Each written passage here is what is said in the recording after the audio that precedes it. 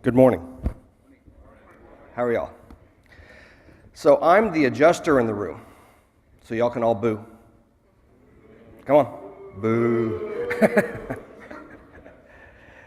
So 15, 20 years ago, I was a contractor, and I would go out and meet adjusters on the roofs and try to convince them to buy the roof, right? And so I did that for a bunch of years. I went and got my adjuster's license. And the reason why I originally got my adjuster's license isn't so that I could adjust claims, but so when I met adjusters out on roofs, I could pull out my card and say, look, I'm an adjuster too. You know, like an accountant meets another accountant, they go, oh, you're an accountant. Hey, how's it going, you know? And back then, that worked sometimes. And that's the original reason why I got my adjuster's license. And things had gotten a little slow one year, and 3 hurricanes hit Florida at the same time. And I said, hey, I've got my adjuster's license. Things are really slow, I'll go and adjust claims. So I went and adjusted Hurricane Ivan and then Wilma and Katrina. And I was doing the adjuster thing for a bunch of years, and it was pretty cool. I enjoyed doing that. I was very fortunate because I knew Tony, and Tony hooked me up with the good insurance companies that always did the right thing and paid like they're supposed to.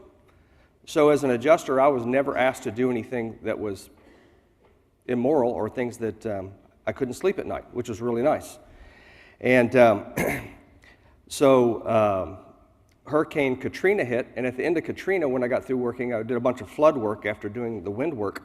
I started a school where I was adjusting and training adjusters, licensing and training adjusters. And I did that because I saw how poorly trained adjusters were. I was doing field training, training adjusters out in the field, and they go to a 3-day class, and they get their license, and it says that they're an adjuster on their license, but they didn't know what they were doing. So I started a school so I could train them how to properly adjust claims. And so I did that for a bunch of years, and for the entire 17 years I've been doing appraisals. And we're going to talk this afternoon what that is. It's like an alternative dispute resolution if there's a dispute between the policyholder and the insurance company. And so about a couple years ago, I've been thinking about writing a book. And the reason why I was going to write this book was to help contractors to help their clients. Because I remember clients, homeowners especially, property owners sometimes too, but homeowners, lots of times they have crazy ideas when they get that insurance check, right? Like figuring out how to game the system, right? So they can put some money in their pocket. And of course that doesn't work, but homeowners think it does. And so I wanted to put a tool in contractors' hands so that they could help the homeowners and property owners actually understand what's going on so they can make good decisions based on all the information. So I spent about 1,000 hours last year writing this book called Level the Playing Field. And the purpose of the book is to teach contractors how to help the consumer make smart decisions regarding their claims. And the second purpose of the book is to teach contractors how to overcome unreasonable and uncooperative claims adjusters. Anyone in here ever met an unreasonable claims adjuster? Okay? Now, claims adjusters are not your enemies. Say it out loud. Claims adjusters are not my enemy. I know a whole bunch of really good ones. There's basically 4 kinds of adjusters, all right? There's competent and fair. They're people that can be reasoned with. Of course, contractors have to be reasonable too, don't they? If there's 2 people that are reasonable, the contractor and the adjuster, then they can reason together. And both have to be fair. I mean, if we're asking them to be fair, don't we have to be fair? And ask for legitimate and reasonable things? Oh, thanks. And so, oh yeah, here's our company. Level the Playing Field. LP Loss Consulting. LP stands for Level Playing Field. The problem is that the carriers have all these resources, don't they? I mean, they have adjusters, they have claims managers, they have trainers that are teaching them all the time. They have lawyers, they have accountants, bean counters, they have all these people. And they do this all day long, every day. Does the consumer do this very often? Never. They never do this. Who do they have in their corner? You. Right? And so is that a level playing field? No. And you realize this, don't you? So the reason why I wrote the book was to help level the playing field, to teach the contractors the resources available to you, and to teach you how to ask questions correctly. All right. So one of the most important things that we're going to say here today, write this down.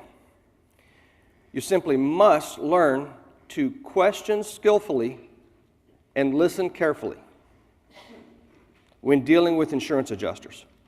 So we were talking about the 4 kinds of adjusters. The first one is the competent person who is fair.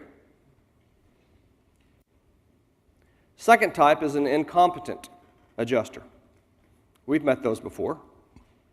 Are there incompetent contractors? You've met them before too, aren't there? So let's be fair, right? The third type, here, let me look at my notes here. I don't want to forget. Oh yeah, the jerk. Anybody ever met an adjuster who's a jerk? More than one? Yeah. And the fourth one that many of you don't think about, and it's the most important of the 4, and he's the guy that doesn't have authority, no authority. Really, he's an appraiser. He's there to go out and estimate the loss, and that's it. He doesn't have the authority to say yes to what you're asking him for.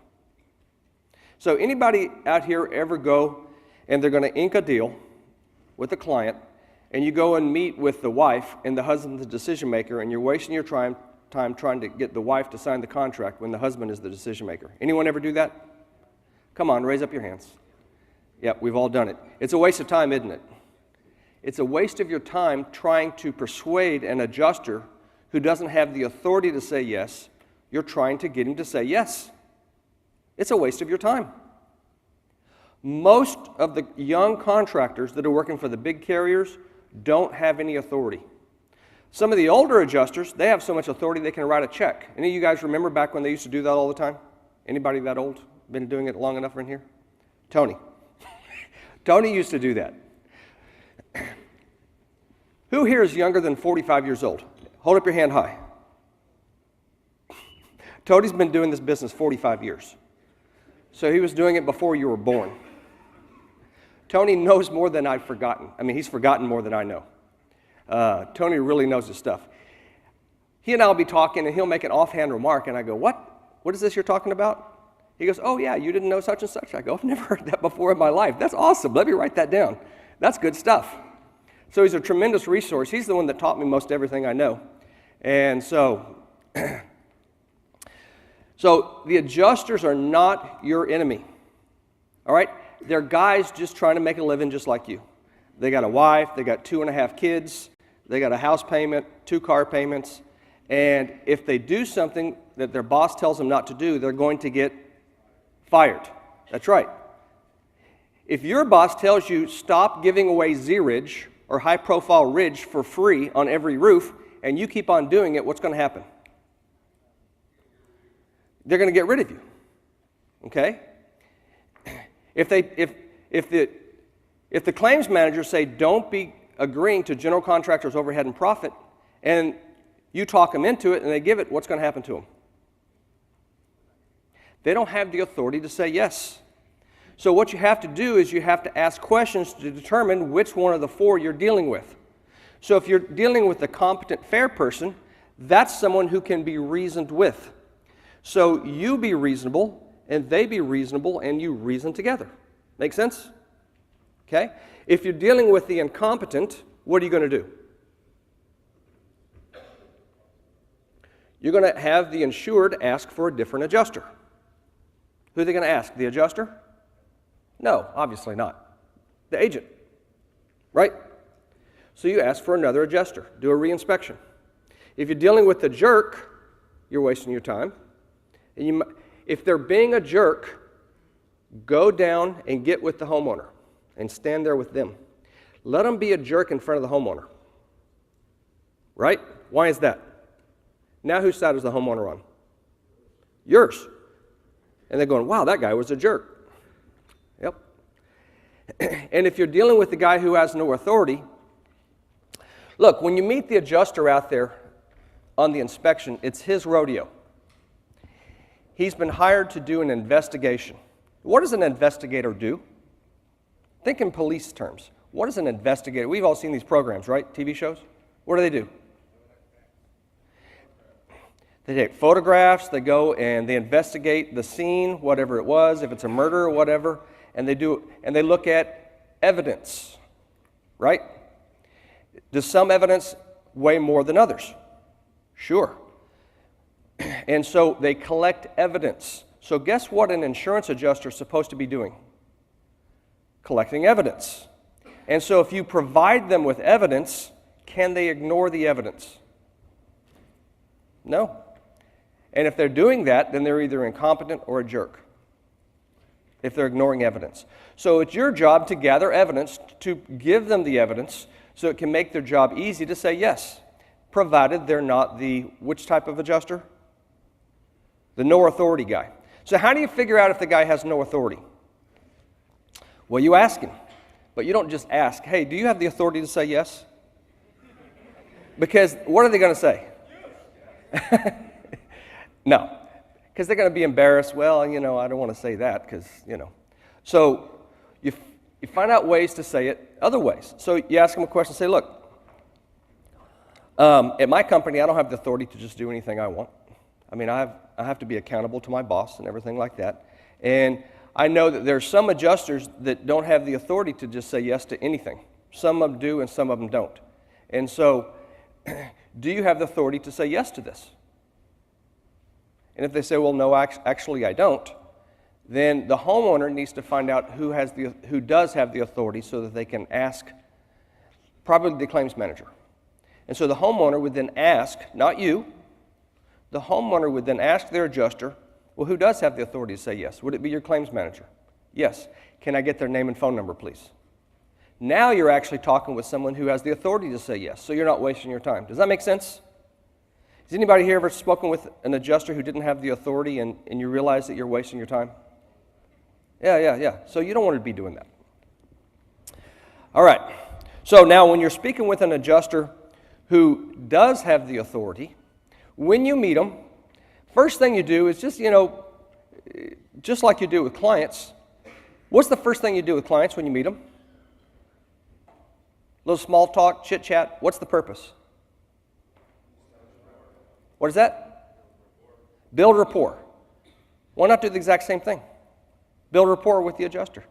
Say, are you from Chicago or are you from out of town? You like the Bears? Chit chat, small talk, and stuff like that. And then when you get started, this is what I used to say. This is what I used to say as an adjuster. At a shopping center in Hurricane Ike down in Houston, and it was going to a reinspection, and I was the adjuster on the loss, and I brought my son along to listen because he's an adjuster, or he was. And I said to that contractor. He had a contractor, 2 PAs, an attorney, an engineer that had all these folks out there, and it was just me. And I told him the same thing that I'm teaching you to say. I think we ought to include everything that's legitimate and reasonable and strike everything that isn't legitimate and reasonable. Does that sound fair to you?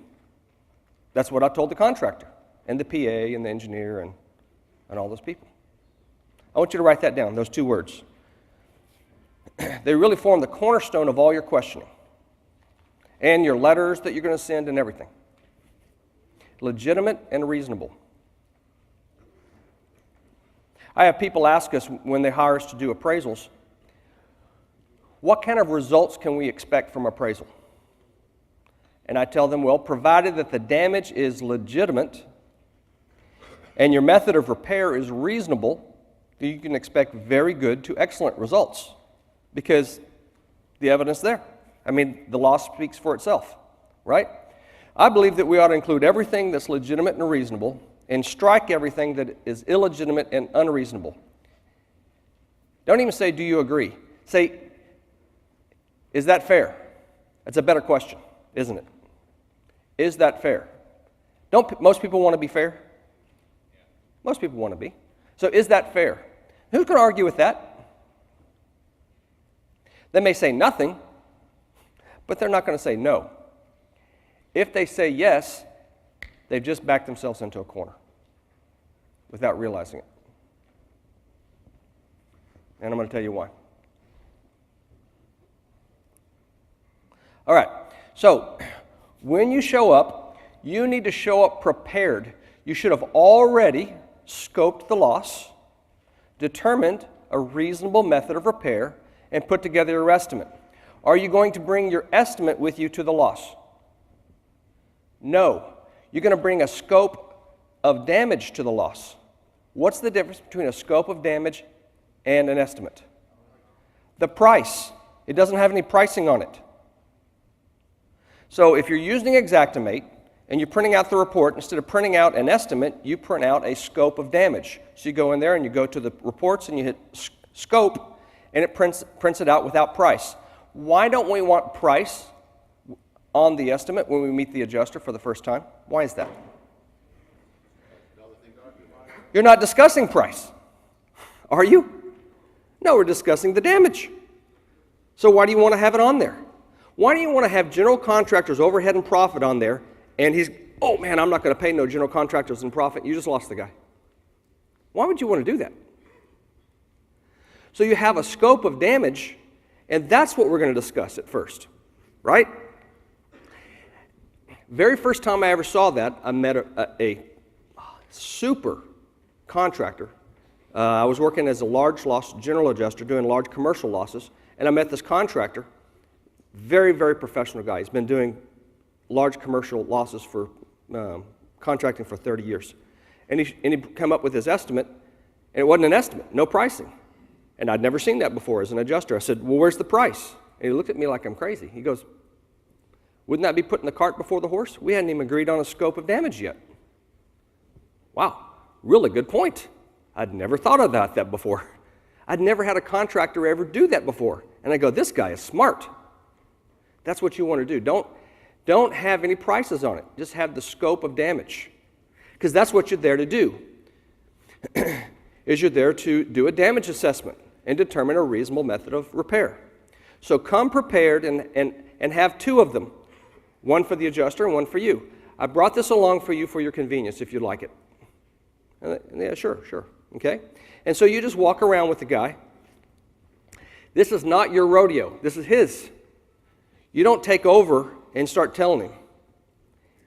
This is his investigation. You're there to assist him and help him. And if he walks past something, by the way, did you see that ding right there? Oh, yeah, okay, I see that. Snap. You know he didn't because he didn't photograph it, right? And so,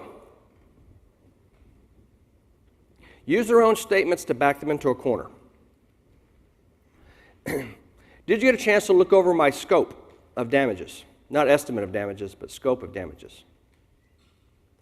Sometimes you can send it out to them before you show up there so that they can look over it beforehand. That's a smart thing. Are there any line items that are illegitimate or unreasonable on my scope of damages? Very important question. Write that question down.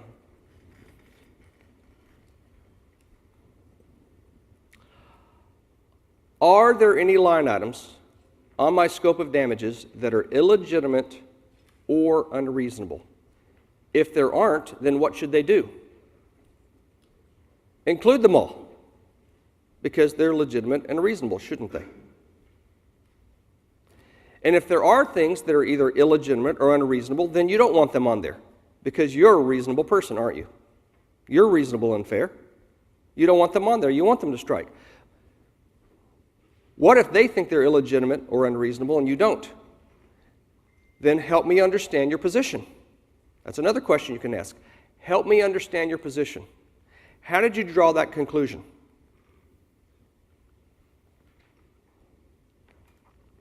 When the adjuster disagrees regarding the damage or method of repair,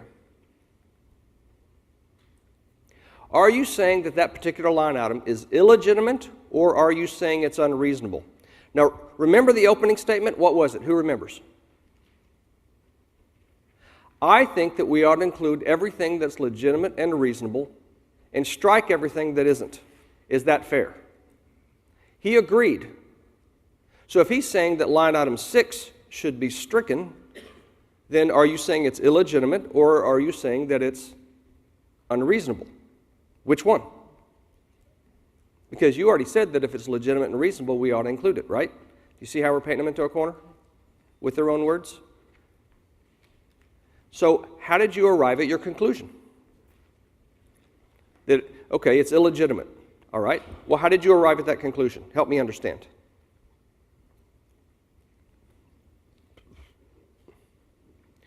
My favorite question of all the questions that I ask. Why do you say that? Write that down. Man, this is such a powerful question. Really what you're saying is, sir, I want you to justify your position. But you don't want to put it like that. That's a little harsh. So this is a softer way to ask the same question. Why do you say that? Well, I think it's illegitimate. Well, why do you say that? So you're asking them to do what? To explain their position. Help me understand your position. Help me understand.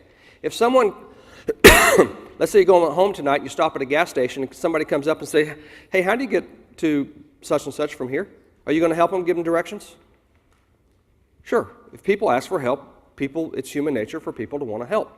So I need your help. Help me to understand your position. You could be right. In fact, say that. You know what? I don't know everything. You could very well be right. Help me understand. Is that a reasonable way to converse with people? Sure. Help me understand your position. He could be right. Have you ever had a situation where you were wrong? No one in here has ever been wrong except me? Oh, one guy. Okay, thank you. So why do you say that? Very powerful question. Ask for help. Help me understand how you drew your conclusion. Hold his feet to the fire. If he's saying that this line item, we don't include drip edge. We don't include valley metal, let's say. Are you saying that valley metal is illegitimate, or are you saying that it's unreasonable? See, instead of saying what you used to be saying, say that. Because he's already said at the beginning that he wants to include everything that's legitimate and reasonable, didn't he? So no, let's do that then.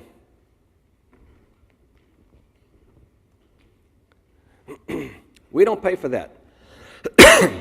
So you don't dispute that the line item is reasonable and legitimate then? Ooh, that's a good question. We don't pay for that. So you're not disputing that the line item is legitimate and reasonable then? Boy, that's a good retort. Then why are you omitting legitimate and reasonable damage? The drip edge or the valley metal isn't damaged. There isn't direct physical damage. You ever heard that one? Is the felt? They never thought about that one before, have they? Does the felt have direct physical damage? Then why are you including it? Why are they including it? Because it's part of the whole roof system. So here's another word I want you to write down. Or actually, a phrase. Piecemeal roof. You ever heard that term before, piecemeal? It's not complete. It's like cobbled together, piecemeal. It's not a full, complete thing. In this case, it's not a complete roof. Say, Miss Smith, your adjuster is demanding that I piecemeal your roof.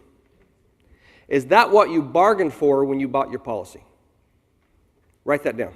Write that question down. Your adjuster is demanding that I piecemeal your roof. Say this in front of the adjuster. Is this what you bargained for when you purchased your homeowner's policy or your property policy if it's commercial loss? Is it what they bargained for? I assure you they don't think so. Isn't that what the adjuster's trying to do, get you to piecemeal the roof? They're not going to pay for ice and water shield. We're not going to pay for that. Is that a good question? What are we doing? We're asking questions. You ever notice the person who's asking the questions and is in control of the conversation? Have you noticed that I ask a lot of questions up here when I'm talking? Ask a lot, don't I? Almost everything I say is a question, isn't it? Grant Cardone, excellent, excellent sales trainer. Take sales training. My sales trainers were Zig Ziglar and Tom Hopkins. Anybody heard of those guys? They teach you to ask lots of questions, don't they? The person who asking the questions is in control of the conversation, aren't they? So learn how to question skillfully and listen carefully, because the answer to their question tells you what your next question is going to be. That's why you listen carefully, because their answer tells you what your next question is going to be. Hone your skills and learn how to be a skillful questioner.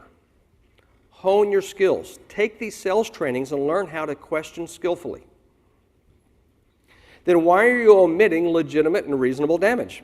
Because you said, remember when you were a kid, but Dad, you said. But adjuster, you said. We were going to include everything that's legitimate and reasonable. And since you're not disputing that it's legitimate and reasonable, then why are you omitting it? That's a really good question.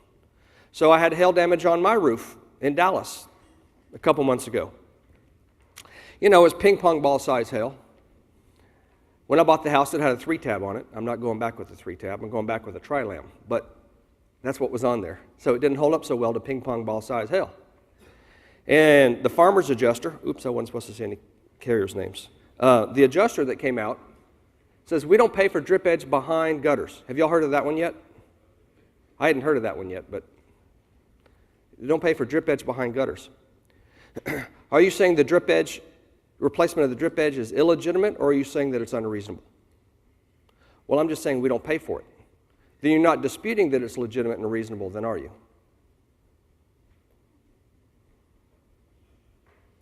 He just stood there. He didn't know what to say. Because he knew I was right. Well, it's just our policy.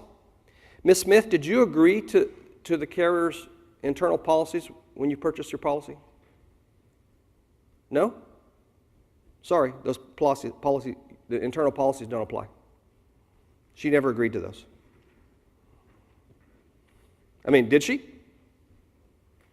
Then how is she bound to them?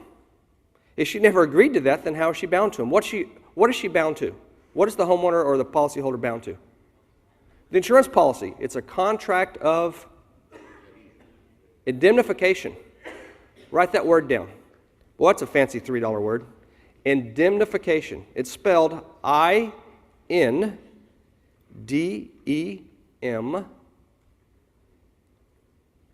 I-N-D-E-M-N-I-F I-C-A-T-I-O-N. Indemnification. That's a mouthful, isn't it? Anybody here knows what that word means? To be made whole. Is to be made whole. Imagine a cherry pie, and there's a slice missing. Is that a whole cherry pie?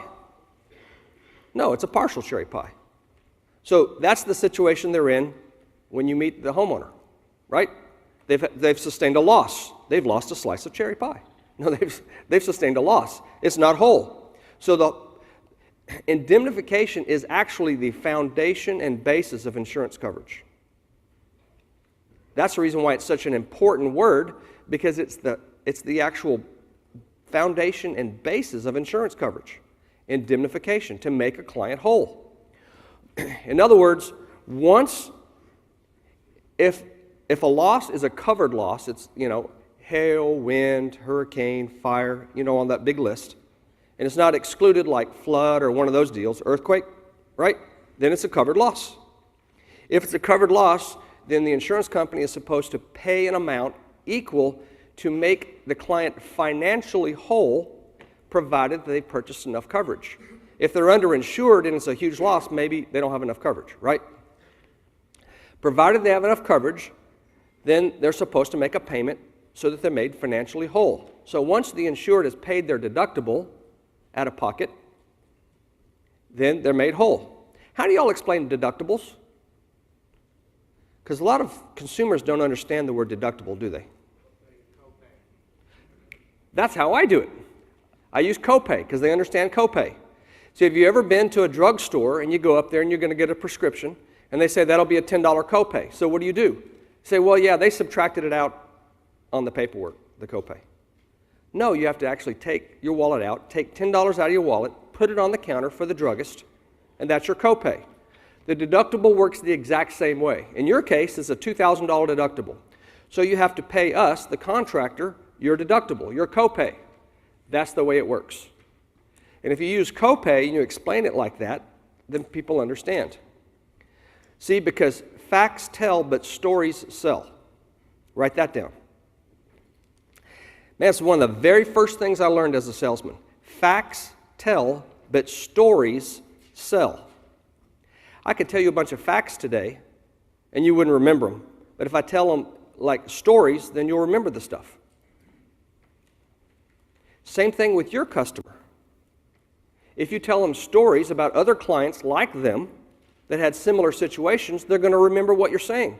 But if you just fill them full of a bunch of facts, they're not going to remember the facts. Maybe 10%. 20% for a day, 10% a day after that. Stories sell. So tell stories. And so if you don't have any stories, get the stories from your boss. He has stories. He's been doing it a long time. So you start off with his stories until you have your own stories. Because you've met enough clients, met enough adjusters that you have your own stories. Then after a while, you'll be field training. And then you're using the stories of the guys that you've trained.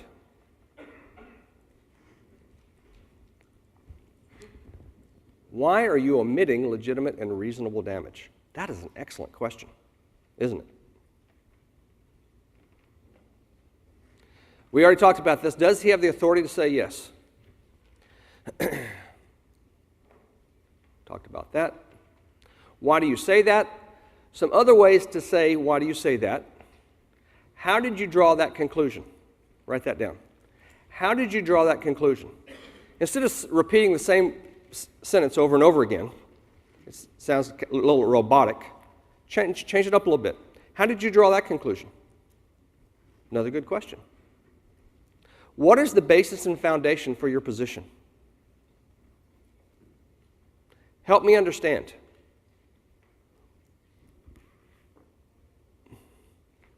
What is the basis and foundation of your position? I mean, help me understand your position. You could very well be right. I don't know everything. You could very well be right. Help me understand. I mean, what kind of jerk would you have to be to not help somebody understand where you're coming from? Imagine if the adjusters were to ask you that. Well, help me understand where you're coming from. Would you try to explain that to them? Of course, because you're a reasonable person. So as long as you're dealing with reasonable people, then they should try to do that. If they're not being reasonable, then you're wasting your time, aren't you? Did y'all get all these questions written down?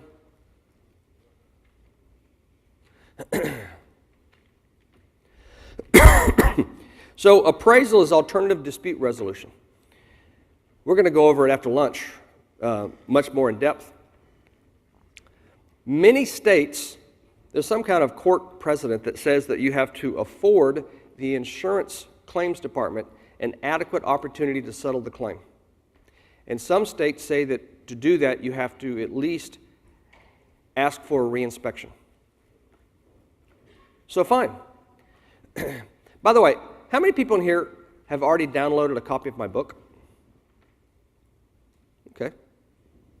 Would y'all like a copy of my book? For free. Okay. What I want you to do is, sometime today, Tony's not sitting here now, but he's, oh, there he is, over there. Okay, well then, give either Matthew sitting over there or Tony, give them your business card, and on the back or in the front or something like that, write down Ebook. And if you give us your card over the next several days, within a week, not tomorrow, I can't get them all out tomorrow. You know, you can't like put like 50 email addresses in one thing and send it out because then you're labeled a spammer. Guess how I found this out? By doing that after the Win the Storm. I had like 250 people ask me for the ebook for free, give me the business card at Win the Storm conference in February. And, this is going to be easy. I'll put all 250 in one email and send it right out. No one got an ebook. Yeah. So I have to do them like one at a time or something like that. I hadn't figured out the technology yet. Maybe one of you guys know the technology that can help me so I'm not a spammer. So if you'll give us your business card, I'll send you my ebook. I spent over 1,000 hours writing it and editing it last year. So it's a very, very good tool. Let me give you a quick example on my ebook. So let's say your client says that I want you to eat my deductible. All these other guys are eating my deductibles. So what you say is, you go, they don't let us do that anymore. Are you sure that the other contractors said they would eat your deductible? Because they don't let us do that anymore. Do you see what you've just done by putting it that way? You just cast doubt on the other guys. And you go, wait a second, they don't let us do that anymore. Most states have made it. There you go. Most states don't allow it. Most states. Now, Texas, where I am, I have this. So I created this laminate sheet that has a guy behind the bars like this, because in Texas it's a Class A misdemeanor. That's 12 months in county jail, $5,000 fine, or both. So what is it here? Is it a Class A misdemeanor in Illinois? Yeah. Class B? And so most places, Class B is 6 months in county jail, $2,500 fine, or both. I used to be a cop back in my 20s. I used to know that stuff. So, yeah, get us a copy of your business card, and I'll send you a copy of the book. Feel free to pass it around to other people that you know that can benefit from it. And so, if you turn to one of the chapters, the chapter in there, say, would you do me a favor? Maybe you have the book on your iPad. Would you do me a favor and take 3 minutes and read this real quick? I met this guy in Chicago that's an insurance adjuster, and he wrote a book on what's really going on in insurance claims. And he talks about clients, about contractors eating deductibles. Would you take 3 minutes and read this real quick? And you hand them your iPad that has the ebook on it, and they read the chapter. It takes them 3 minutes, they read the chapter, and they go, oh, I don't want you to eat my deductible anymore. Boom. What if you have a client that says, hey, I'm going to get 3 bids. Then you turn to that chapter in the ebook. And you say, would you do me a favor? Would you take 3 minutes to read this chapter real quick? And they read the chapter on why you should never put your insurance claim out for bid. And they go, oh, never mind, I'm not going to get 3 bids.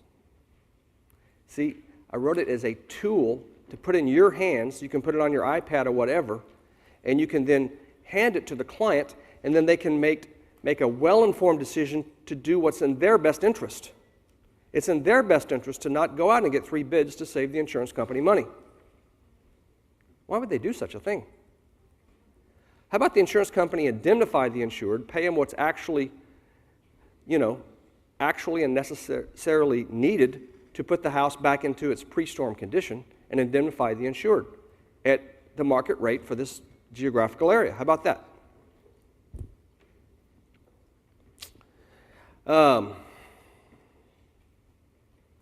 So before you go to appraisal,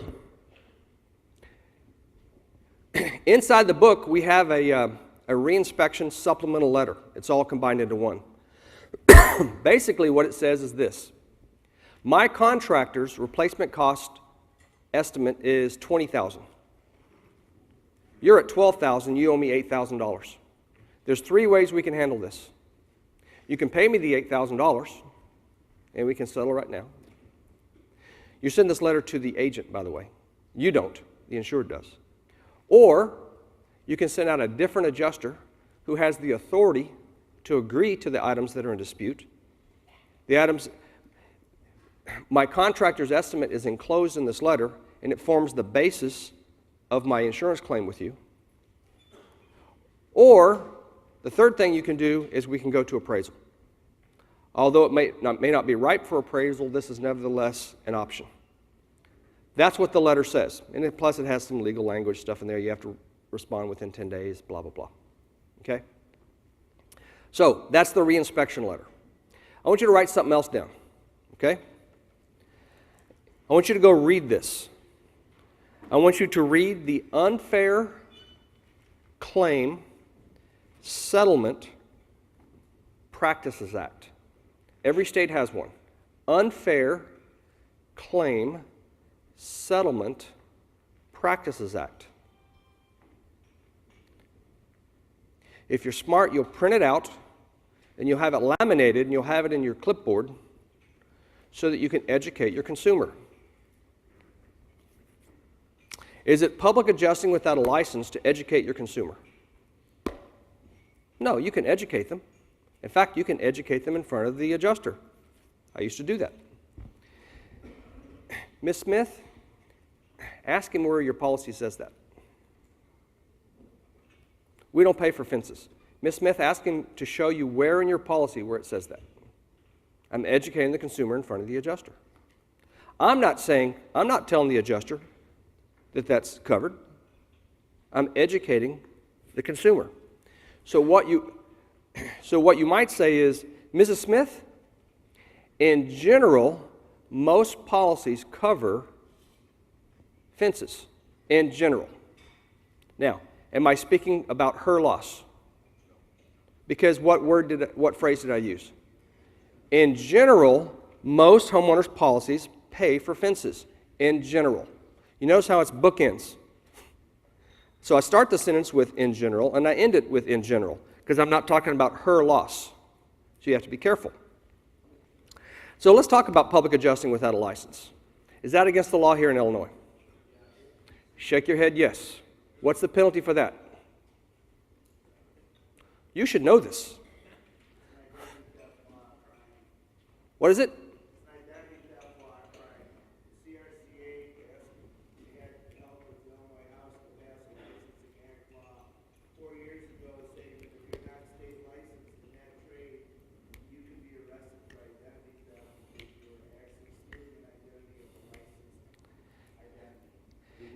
It's the unlawful practice of public adjusting because you don't have a license. It's like driving without a license. Actually, in most states, it's the same thing as practicing law without a license and practicing medicine without a license. It's the same penalty in most states. Texas, it's a Class A misdemeanor. Florida, it's a third-degree felony. You know what a felony is? You go to the penitentiary, the big house. Yeah. So, where is the line between your job as a contractor and a public adjuster? Where is that line so that you don't step over it? Does anyone know? Coverage. You certainly can't discuss coverage. So what is coverage? Write this down. Coverage is who owes for what. Does the carrier owe for this, or does the insured owe for this? The homeowner. Who owes for this? Well, Mr. Carrier, you owe for overhead and profit. What did you just do? You just made a coverage argument.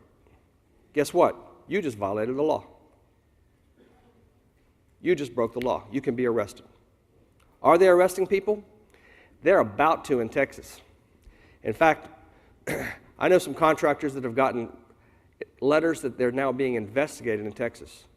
Guys that are on our Facebook page, Level the Playing Field, are being investigated by the Texas Department of Insurance for public adjusting without a license.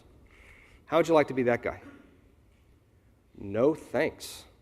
And they have to respond to this investigation. It's a state agency. They have arrest authority. They can go and arrest you.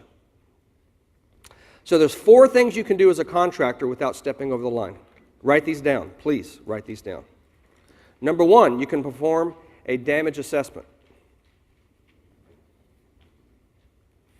Obviously, right? The 4 things you can do as a contractor and not be public adjusting without a license. Perform a damage assessment.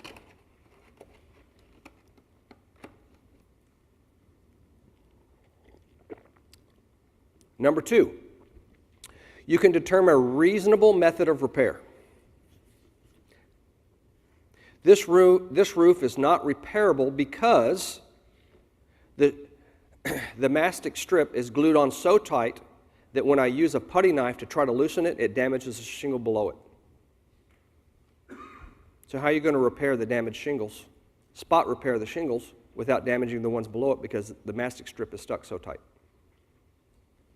So therefore, it's not repairable. I believe this roof is a total loss. By the way, in my book, I have 8 things that makes a shingle roof unrepairable, listed in the book. Could that be useful information to anyone in here? Yep. Like if the shingles are too brittle, they fail the brittle test. As an example, that's one of them. Number 3. So what are the first 2? Perform a damage assessment. Number 2, determine a reasonable method of repair. Number 3, you can answer any questions they have about your scope of damage or your estimate. Answer any questions they have about your scope of damage or your estimate. I'm talking about when you're talking with an adjuster here. That's what I'm talking about. And number 4, the 4th thing you can do is you can answer any technical questions they may have. So Ed, why do you have to detach and reset the siding to replace the step flashing? You can answer any questions, technical questions they may have.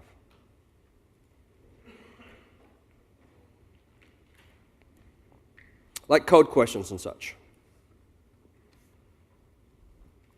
Guys, what time was the first break supposed to be? Where's Larry? Okay. All right.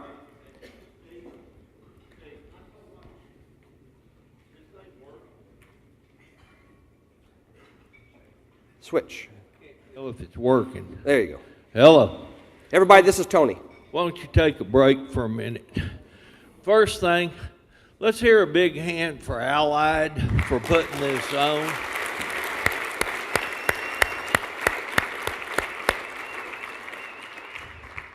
They're so first class that they even gave me a place to sit down. Y'all have to excuse me. I come out of West Texas, and I tend to talk slow and have a deep accent.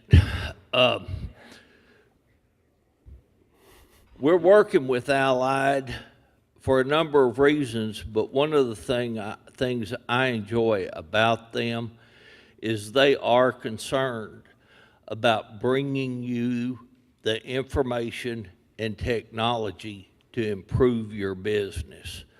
And again, I think they've tried to put together a first-class training seminar for you folks.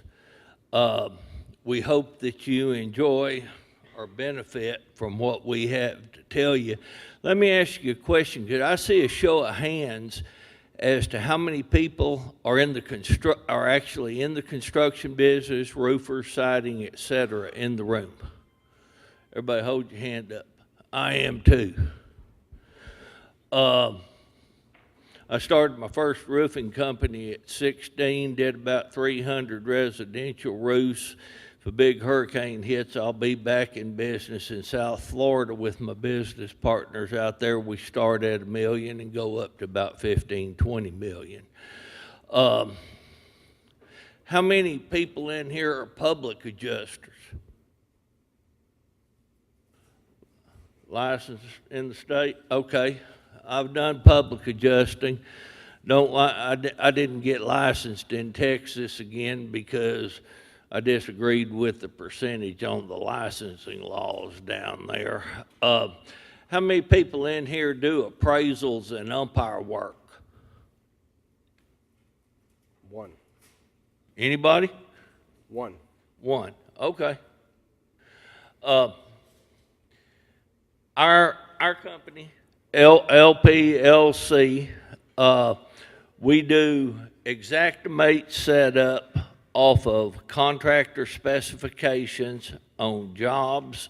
We do appraisals and umpire service on both residential and commercial, and operate pretty much all over the United States. We go Caribbean, Mexico, et cetera, anywhere that we can legally go in and do it.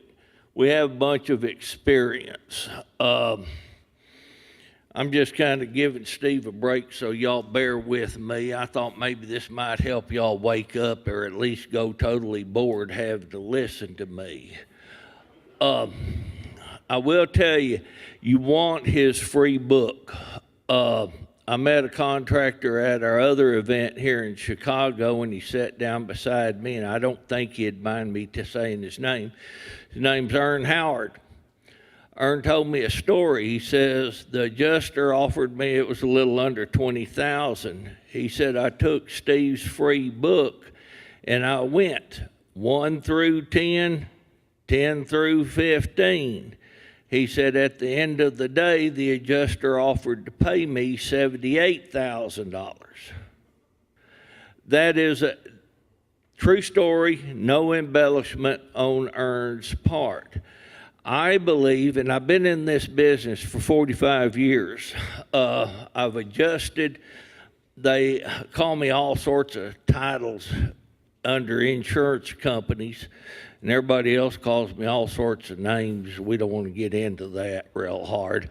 But I firmly believe that 90% of the time, if a policyholder accepts an adjuster initial settlement offer, that worst case scenario, there is always at least 25% that they have left still sitting on the table.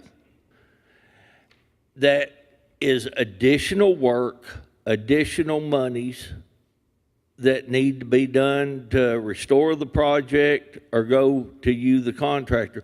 In a lot of cases, we find 50%, 100%, 3,000% difference. We don't believe the adjuster's the enemy. We do believe that, like Steve said, there are assorted types of adjusters, assorted issues. What we hope to do is provide you with some degree of education so that you can narrow those gaps. And I urge you, as we talk, if you think of a question, write it down. So whenever we get into the question answer segment, where I sit up here and say, okay, come on, pick a fight with me. Come at us. Ask us these questions. If you don't know an answer, it's not dumb, it's not stupid. We may not know the answer, but I bet we'll figure out how to help you find the answer. Let's give a hand out too, if y'all don't mind. I know we already did it, for all the people that have set up the booths, because they're trying to bring information and everything to us.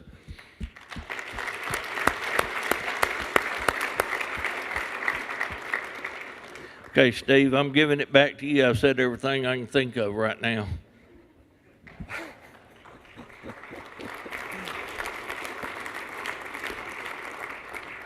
Tony needs a break. He's getting old.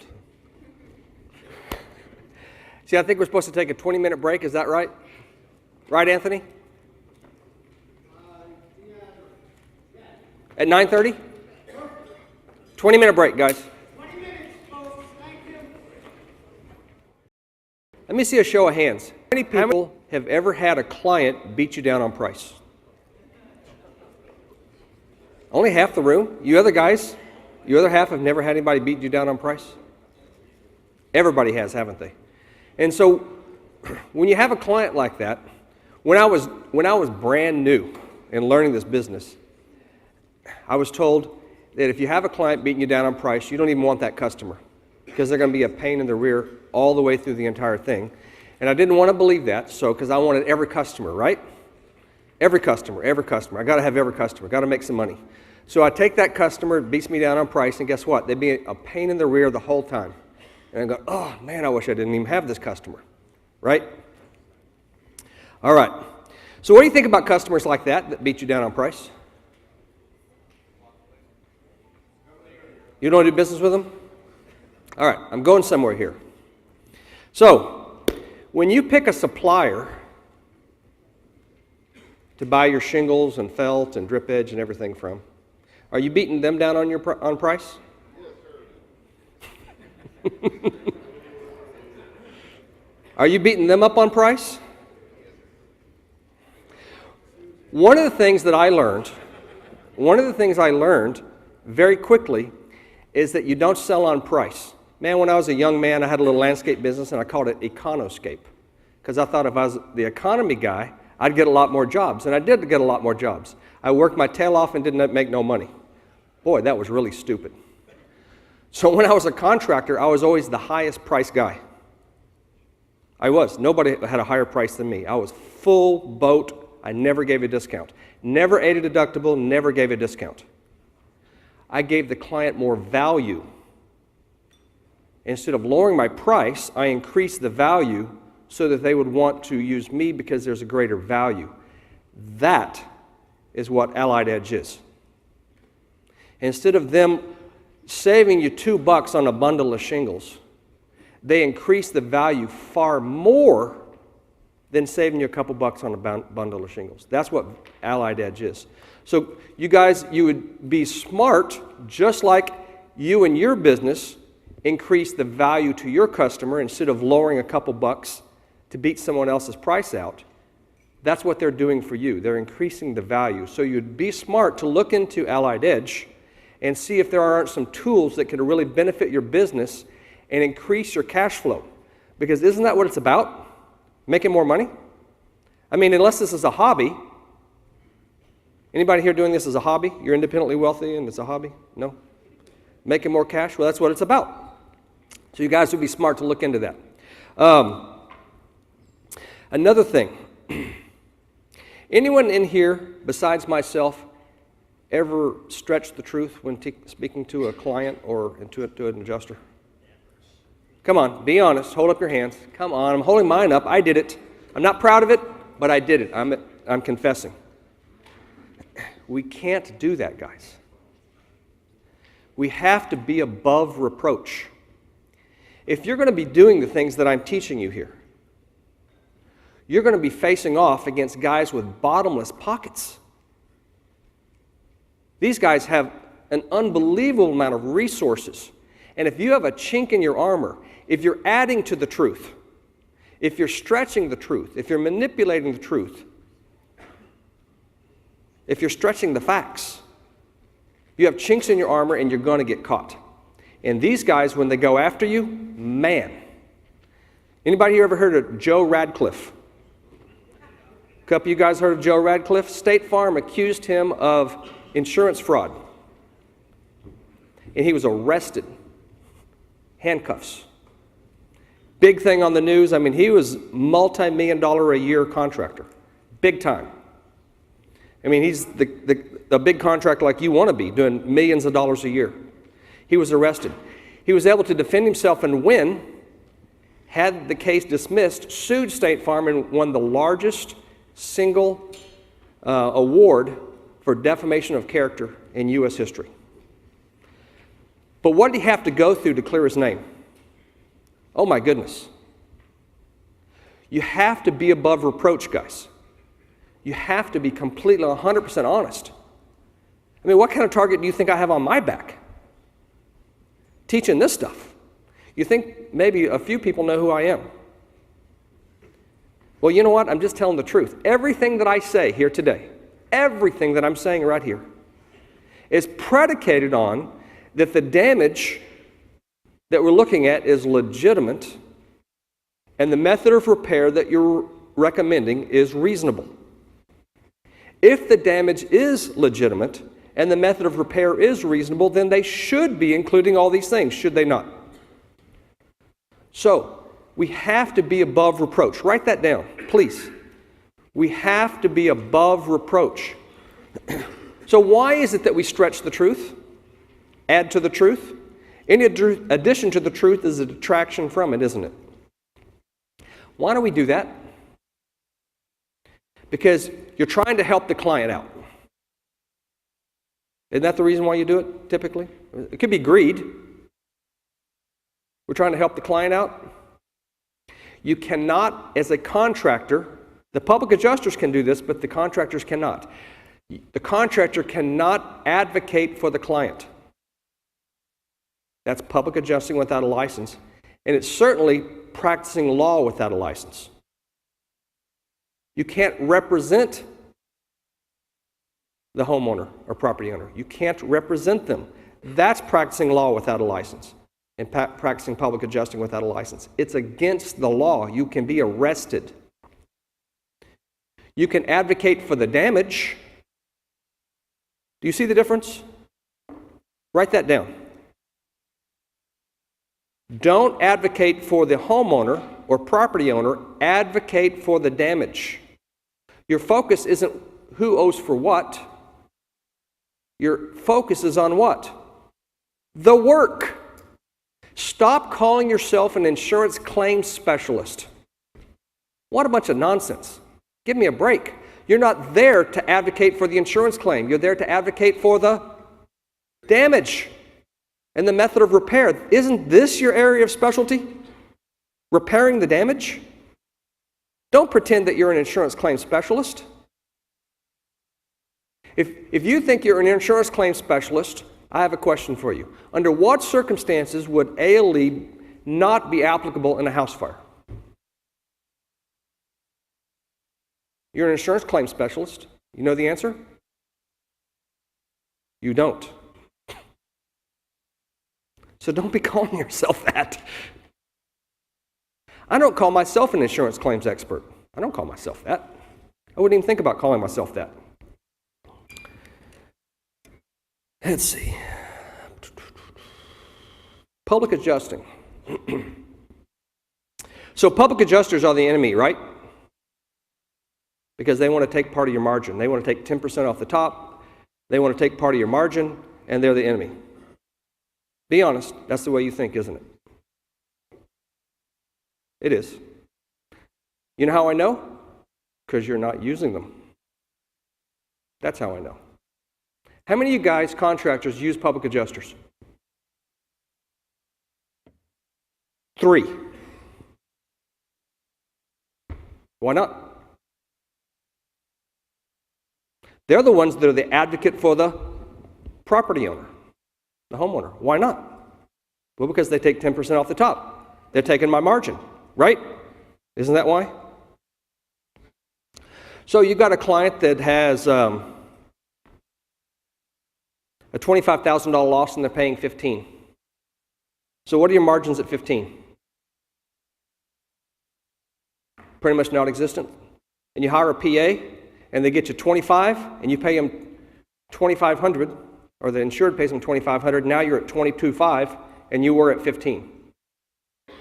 Which is better for you? Now who's advocating? See, the problem is you've been talking to the wrong adjuster. The problem is you've been talking to the wrong adjuster. You cannot be an advocate for the homeowner or the property owner. It's public adjusting without a license. It's against the law. You can be arrested. I'm not a public adjuster, and that's what I say.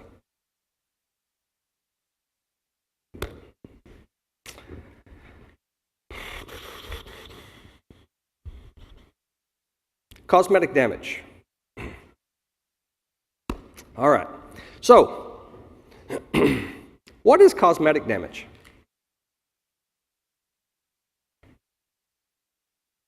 Okay, I want you to write something down. There's a definition in 99% of homeowners' policies. The definition of property damage is listed right there in the homeowners' policy. At the beginning of a homeowners' policy, there's a section called definitions where they define a bunch of things like who an insured is, insured location, all these different things. all right? And one of the definitions is property damage. This is very important to know. The insurance policy actually defines property damage. Now, why do they have a definition section of the policy? Because an insurance policy is what's known as a contract of adhesion, or an adhesion contract. Anyone ever heard of that before? What does it mean? It means that you're stuck with the language.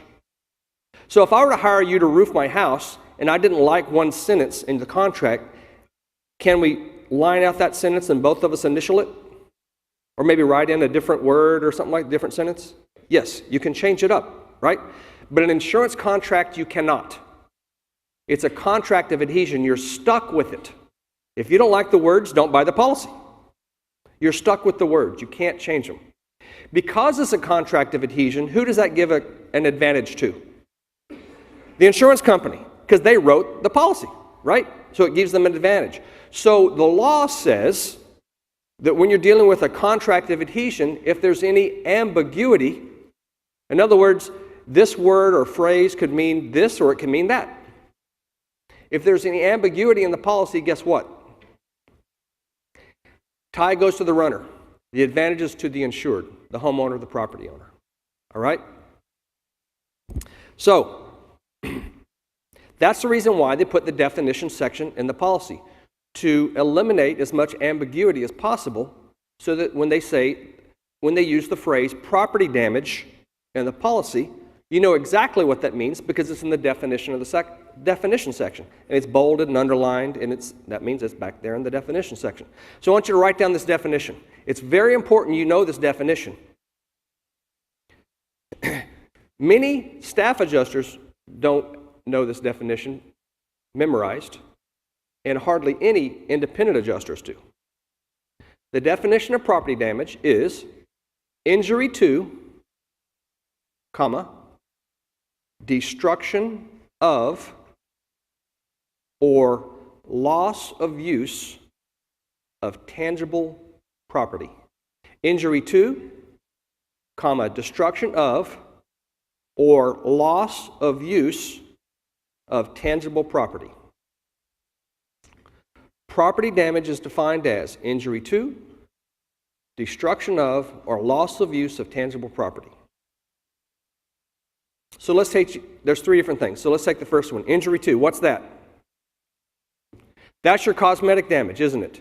You have a ding in the gutter. Does it still, take the water from here and it goes down and down the downspout and all that, right? It still functions, right? It's cosmetic damage. There's an example of injury to. The gutter has been injured. Does the policy define injury? No. So what does it mean, the word injury? Well, because it's a contract of adhesion, the word means what a consumer reasonably understands the word to mean in common usage. That's what the law says. What the consumer reasonably believes the word means in common usage, if it's not defined in the policy. Because it's a contract of adhesion, an adhesion contract. That's right. So, cosmetic damage is damage that hasn't functionally damaged the building material, whether it be shingles, gutters, whatever the case may be. Destruction of, that's pretty obvious what that is, right? Something has been destroyed. The tree limb fell on the gutters and knocked it off. That's not cosmetic damage anymore, is it? It's been destroyed. Loss of use. Let's say that the limb smashed the gutter against the fascia. Is there a loss of use? Yes. Let's take it to shingles, okay? So what would be injury to a shingle?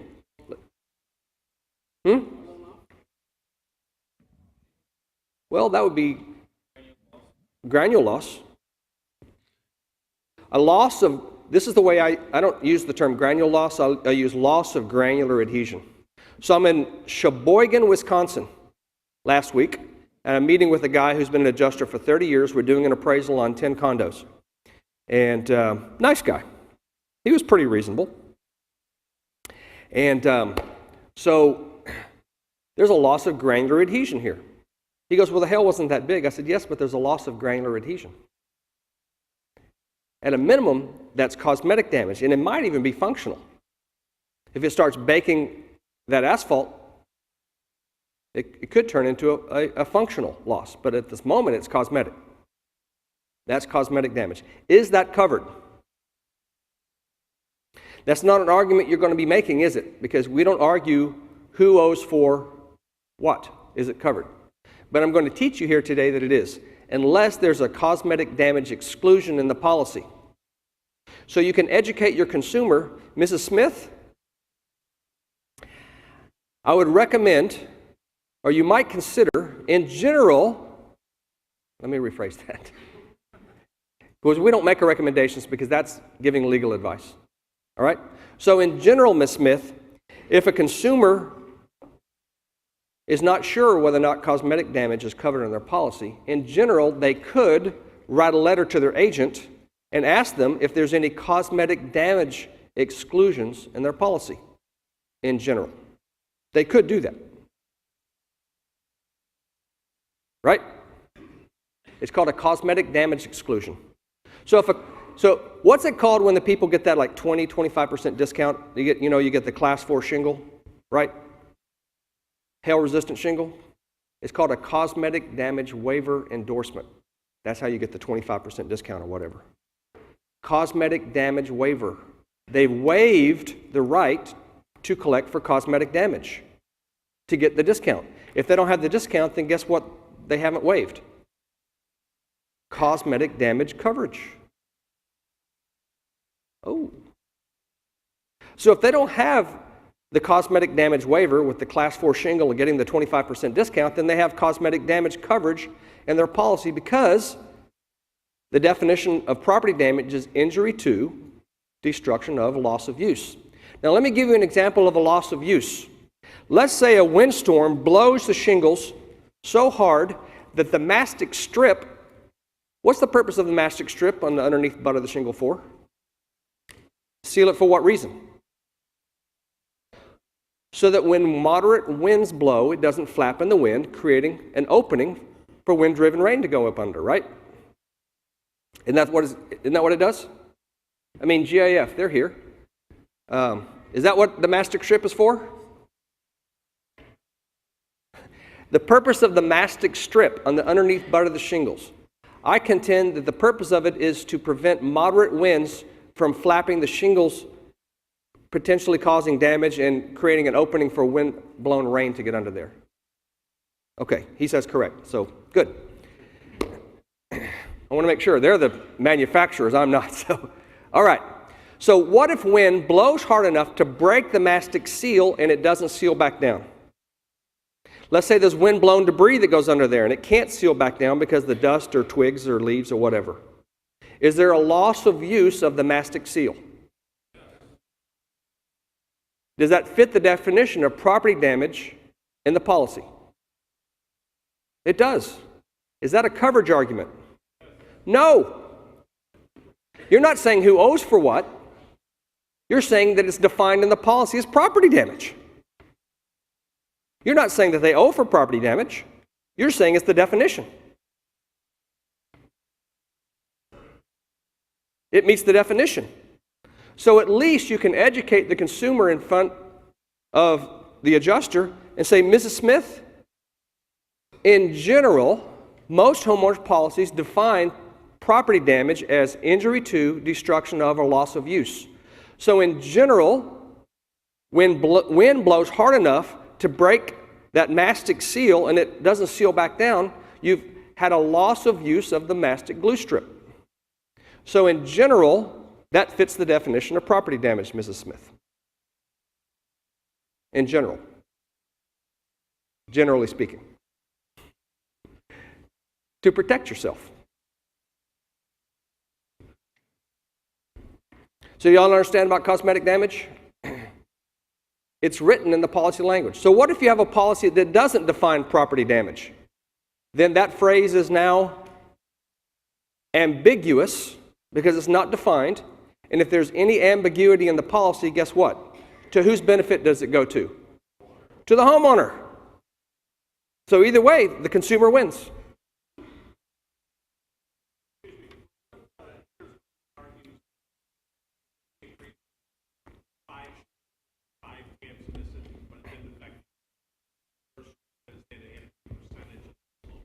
Good question. So what, so what I typically do when I do appraisals on a wind damage is a little more difficult to prove than hail damage, isn't it? It's more work, it's a little harder to prove. So what I do is, especially like on 3 tabs, is I'm very careful. I'm in front of the other guy. I'm usually doing appraisals, okay, but you can be with the adjuster. Very carefully, see if the seal has been broken. If it's barely sealed, if it's 5% sealed and 95% unsealed, you don't want to go because you just unsealed the shingle. You don't want to do that. You don't want to create damage, right? Because we're working above reproach, correct? We don't create damage. So nope, this one is stuck a little bit, this one's stuck. Ooh, look at this one. All right, so you take a piece of chalk. You use a sidewalk chalk, or do y'all use like a lumber crayon? What do you use? Sidewalk chalk, okay. And I put a line across that entire tab. That tab is unstuck. This one's stuck, this one's stuck, unstuck. Stuck, stuck, stuck, stuck, unstuck. Go on the next course, and you do a square, and all of a sudden you got all these lines over there. And then I say, how much damage do you think is necessary for you to recommend replacement of the roof? And he goes, okay, you've made your point. So I make a visual thing. I draw a line along the butt of the shingle at the bottom of each tab that's unstuck. And all of a sudden you have all these lines all over the place. Guess what? Boom. That's what I do. Okay, you know what? So I had a contractor in Dallas call me up and wanted me, and it was in the winter, and we went out there and the wind had blown it and they broke the seals and everything like that. I said, look, Miller, you're going to have to wait until spring, until there's enough warm weather to afford the shingles the opportunity to reseal. Because in all fairness, they could reseal, couldn't they? Sure. And they very well may. So you have to have enough warm weather, and you guys are professionals, you know how long it takes in any given temperature for the shingles to seal, right, on a brand new roof. So if they're going to reseal, you add about 50% more time than they would a brand new roof to seal. If it take a week to seal, then a week and a half of the particular weather, 80 degrees or whatever the case may be. And once that time has gone by, and then I went back out there with Miller to take a look at it, and guess what? It still wasn't resealed. Now, file the claim. Or in this case, it was an appraisal.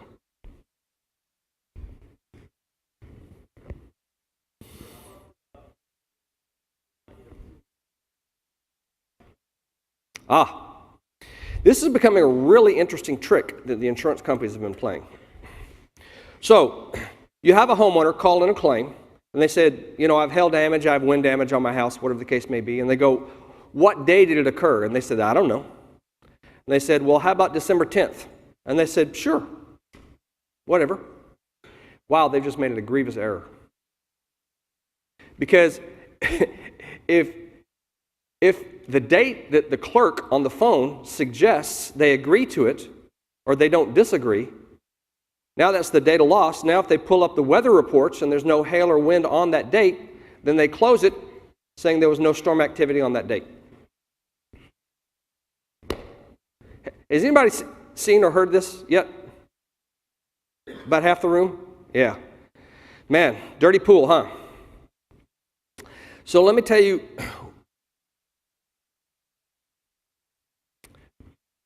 what does the policy say that the insured is supposed to do when they have a loss? What kind of notice are they supposed to give? A written notice of loss within a reasonable time. A written notice of loss. Is that what they do? What do? They call it in. So have they met the requirements of the policy by calling it in? No. Why didn't the agent or whoever at the phone tell them they have to write it and put it in? Because it triggers a whole bunch of time limits on the insurance carrier that they have to do once they receive written notice of loss. And if they've never received the written notice of loss, then those time limits are never triggered. Did you know that? Are you telling your clients that they need to give a written notice of loss on their claim? You could ask them, Ms. Smith, did you know In general, most homeowner policies require you to give written notice of loss on claims. In general, did you know that? You don't know if their policy says it, so you're saying generally speaking. Because once they give that written notice of loss, what does that trigger? A whole bunch of time limits on the carrier. For example, they only have 15 days after the written notice of loss that they can require a proof of loss be signed. Require it to be signed. 15 days. If they never get the written notice of loss, that's never triggered, the 15-day countdown. Now, on the written notice of loss, if the homeowner is not 100% positive about the date of loss, then what could they say? On their written notice of loss, which they are required by the policy to give. They could say something like, I'm not 100% sure about the date of loss, and I'd rather not speculate. Could they say that? Does the insurance policy require that they speculate as to the date of loss? I've never seen an insurance policy require that they speculate about anything. Of course not. So guess what? So they don't speculate. So what's the date of loss? I don't know. Because if they're not 100% sure, then they don't know, do they? So why would they speculate? So now they've called it in, and the clerk has extracted December 10th out of them, and now they have a written notice of loss. Which one is the official loss notice? The written one, because that's the one required by the policy, isn't it? Isn't that interesting? Did you know that? No, I'm not saying there shouldn't be.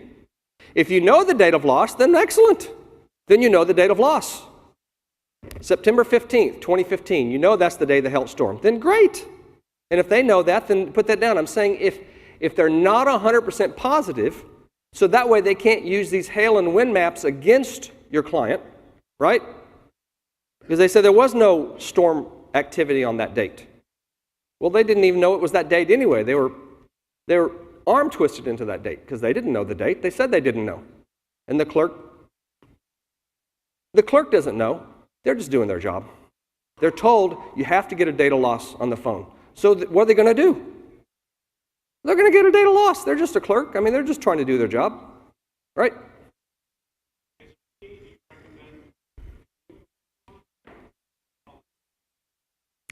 What does the policy say you have to do? A written notice of loss. So what should they do? A written notice of loss. Well, sure, they're representing the insured. So they represent them. And they send in the written notice of loss. I have a sample written notice of loss in my ebook. Did everyone give me your card that don't have it? If you don't have the ebook yet, did you give us your card? If you didn't, Matthew's over there. We don't have a fishbowl, but we have a Pringles can. Aren't we high tech? So if you'll put your card in the Pringles can, we will get you and I'll have all kinds of sample letters in the back of the thing to help you out, like the reinspection letter. An interim letter. Man, the interim letter is very powerful. Powerful stuff. These letters have to come from who? The contractor? They have to come from the insured. You're not a party to the contract. So there's a contract between the insurance company and your client, the homeowner or the property owner. And you're over here. You have a contract with them to do the work. They have a contract with them to do what? Indemnify them, right? Remember that word, indemnify? Made whole? Are you a party to this contract? No. You can't advocate for the homeowner. You can't get in the middle of this thing here going on. You're not a party to the contract. It's none of your business. Yes, it affects your income, but that's why you hire a PA. Be smart. Or take it to appraisal, which we're going to talk about after lunch. General contractor's overhead and profit. Y'all don't want to talk about that one, do you? No? Okay.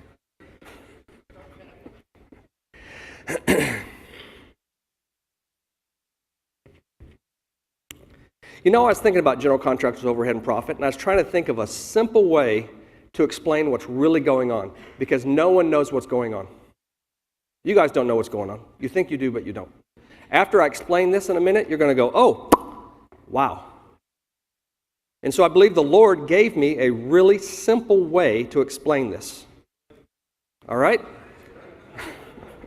And here it is. All right. So you go to a baker to get a cherry pie. And you order the cherry pie. And the baker says it's going to be 2 hours before it's ready. So you say, fine, I want to be back in 2 hours. So you go about your business, run some errands or whatever. You go back, and man, you pick up the cherry pie. Here's the box. You give them the money. You go back home, and you go, man, I can't wait to tear into this cherry pie. You open up the box, and there's a slice missing. There's 5/6 of a cherry pie. There's a slice missing. What do you say? What gives? Where's my cherry pie? I didn't order 5/6 of a cherry pie. I ordered a cherry pie. I paid for a whole cherry pie, but I got 5/6 of a cherry pie. Where's the rest of my pie? I paid for it. That's what's happening with general contractors' overhead and profit. Right there. It's the exact same thing. Let me tell you what general contractors' overhead and profit is. So, let's say that you want to buy a house. You buy a house, and the cost to rebuild this house, if it were to burn to the ground, with materials of like kind and quality for the same use and occupancy, let's say it would cost $200,000 in materials, labor, architect fees, sales tax. Right? $200,000 to rebuild this house. So what do you add on to the $200,000? The builder's fee, the general contractor's overhead and profit, which is an extra 20 or 21%, depending on how you calculate it. So $200,000 plus 20% is $240,000. So $40,000 is what percentage of 240? 17%, or 1/6, just like the piece of pie. It just so happens to be 17% also. Coincidental. So, the insured is paying for a whole cherry pie, and they're getting 5/6 of a pie. In their premium, see what happens is, when you get a quote from an insurance company, they use different types of software. One of the software they use, as an example, is called Xactware 360. Write that down. Xactware 360. It's spelled just like Xactimate. In fact, it's owned by Xactimate. Xactware actually owns Xactimate. Xactware 360 is the software that underwriters use to determine the dwelling policy limits on a house that they're going to extend coverage for. That's the risk, the dwelling. In fact, when an adjuster comes out to the house and they take a photo of the front of the house, that's called a risk photo, because the house is the risk.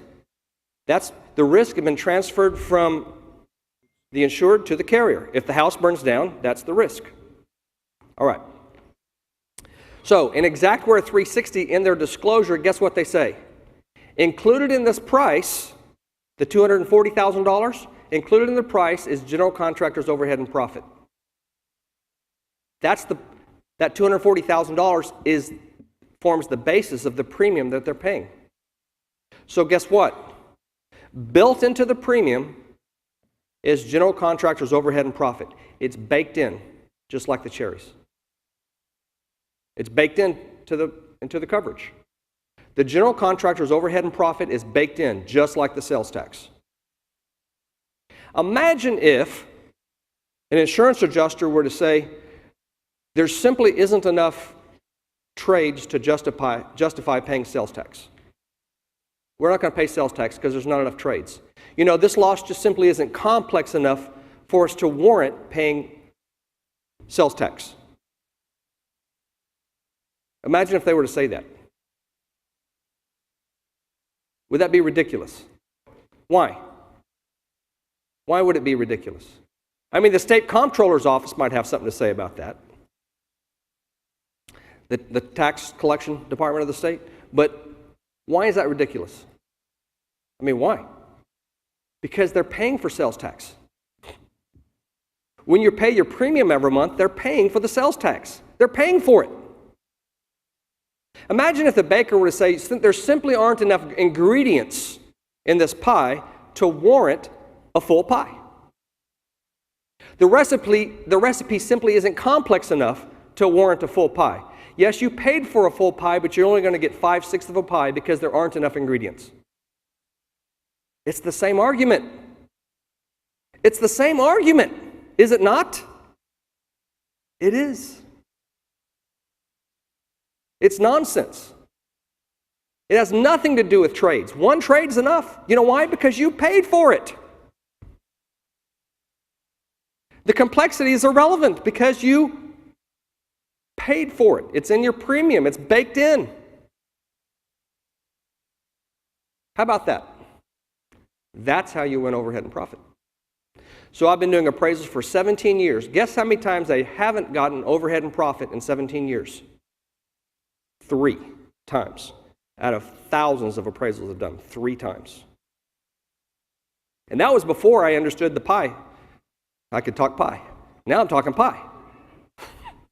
You know why? Because everyone understands this. See, if you get a pie and there's a slice missing, you open the box, is it noticeable? Yes, this is where the analogy breaks down. Because for the consumer, they don't understand general contractor's overhead and profit, so they don't know that a slice is missing out of their settlement, do they? Nope. Because they don't even understand what it is. They don't even understand that there's a slice missing. It's smoke and mirrors, guys. It's what's known as, what do magicians do? If they don't want you looking at the left hand, what do? It's called misdirection. It's not the adjuster who's doing it. This is just what he's been taught. He thinks he's right. He thinks that they wouldn't lie to me, would they? The claims department has taught him that this is true and accurate. So what does he believe? That it's true and accurate, does he not? Of course. I mean, your boss wouldn't lie to you, would he? It's smoke and mirrors. It's misdirection. It's nonsense. It's built into the limits of liability for which they've paid premium.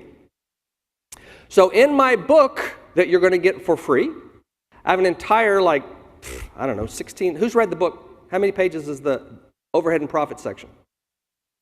16, 18 pages. I have 8 reasons why general contractors' overhead and profit should be included in the calculation. You notice I didn't say it's due and owing. Why don't I say it's due and owing? Because that's making a coverage argument. I just broke the law.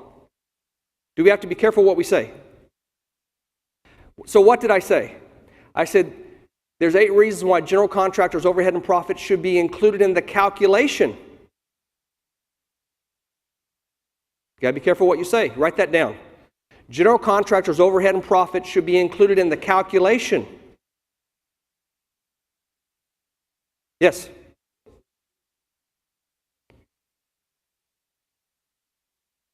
I was just ignorant, didn't know what I was doing. I was outside of my depth when I was young and just started out, didn't know what I was doing. There was no basis. I didn't know what I was doing.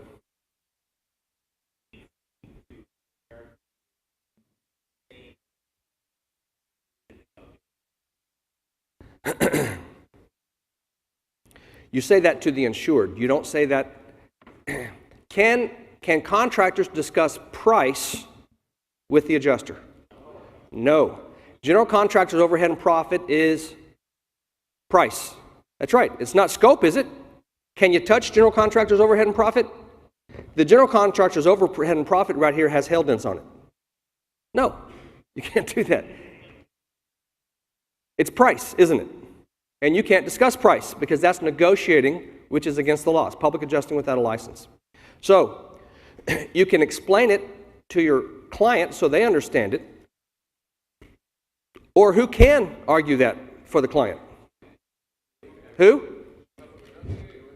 Public adjuster can. That's right. You're darn right they can. Or we can address it in appraisal. We're going to get to that. Yes. Or we can address it in appraisal because we can discuss price and appraisal because that's what we're there to do, to put numbers on things. I mean, that's what appraisal is. It's like if you have a diamond ring appraised, what do you do to have a diamond ring appraised? Anyone? You take it to a jeweler who appraises jewelry. And they say, well, that diamond ring is worth $5,431 because they're an expert in jewelry. So what we do in appraisal is we put numbers on losses. Okay? That's what we do. When we get with the adjusters with the Start all over. well, what we're getting a lot here, a lot of contractors, roofing companies that are out there, and we get to meet with the adjuster, and they've got damage on the roof, which causes collateral damage. And the interior, we ask for O&P, and it's in you need one more contractor in order to get the O&P. In other words, well, that's all you have is a damager. This is new to me anyway, and I've been doing this for 15 years. One of the things I do in appraisal, yes, Larry. Mics are live now, so Oh, okay. If you guys have questions, raise your hand, give us a chance to get over by you. It just makes it easy for everyone to hear the question. Steve doesn't have to repeat it, and we can all get the best answer. Actually, I ask you to write your questions down. The afternoon section is going to be all question and answer. So write your questions down. My grandfather used to tell me the dullest pencil is better than the sharpest mind. Write your questions down. And if you just can't wait, and you have to ask, then raise up your hand. But try to wait till the afternoon session, okay? What was I saying? Oh, the answer to your question. All right, trades. What I do when I'm an appraisal, when I'm talking to another appraiser, I say, look, I don't agree that trades has anything to do with this at all. I vehemently disagree. However, in this case, since there's 4 trades and the vast majority of carriers only require 3 trades to qualify, imagine if you had to qualify for sales tax. I mean, the whole concept is screwed up. Qualify for something you already paid for? Imagine if you had to qualify for replacement cost benefits. Not only do you have to replace the damaged property, but you have something else you have to do to get the depreciation being held back, the whole back. Well, you know what? There simply aren't enough trades for you to qualify for replacement cost benefits. You don't get the recoverable depreciation because the loss isn't complex enough. Why don't they say that? Why don't they say that? Because they paid for it in their policy. That's why. What else did they pay for? The general contractor's overhead and profit. It's baked into the premium. It's baked in. It's 17%. Write this down. 17% of the dwelling and APS premium. APS is the other structures, you know, anything set apart by clear space, fences, outbuildings, whatever. 17% of the dwelling and other structure policy limits is overhead and profit. It's built in, 17% of it. So 17% of that premium is to pay for overhead and profit. It's baked in.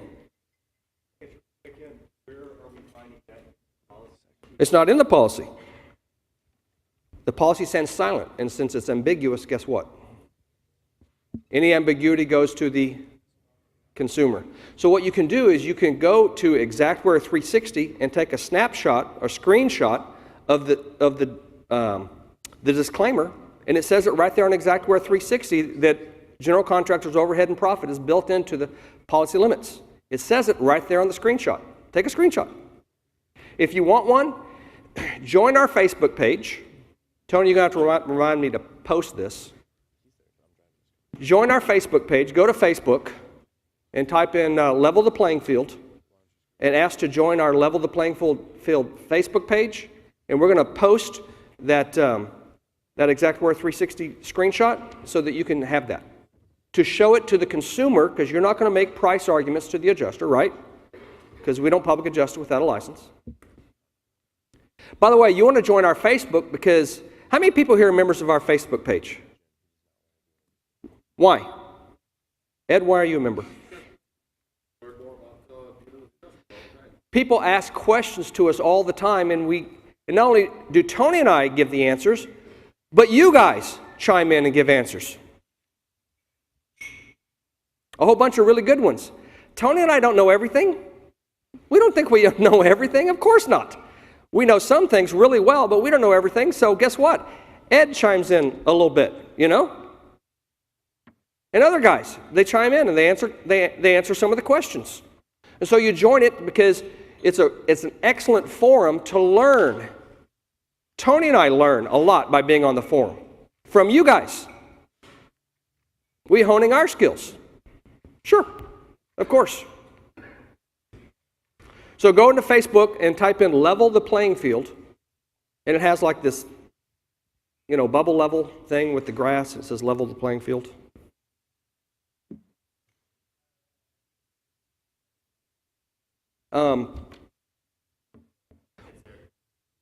What was the question? Could you pull up the that PDF of the sample estimate? Okay. What I'm going to talk about next is the proper way to write an estimate. How many people in here use Xactimate? Hold up your hands high. Come on, everybody. Hold up your hands high if you use Xactimate. Okay, majority of guys. Okay. Why do you do that?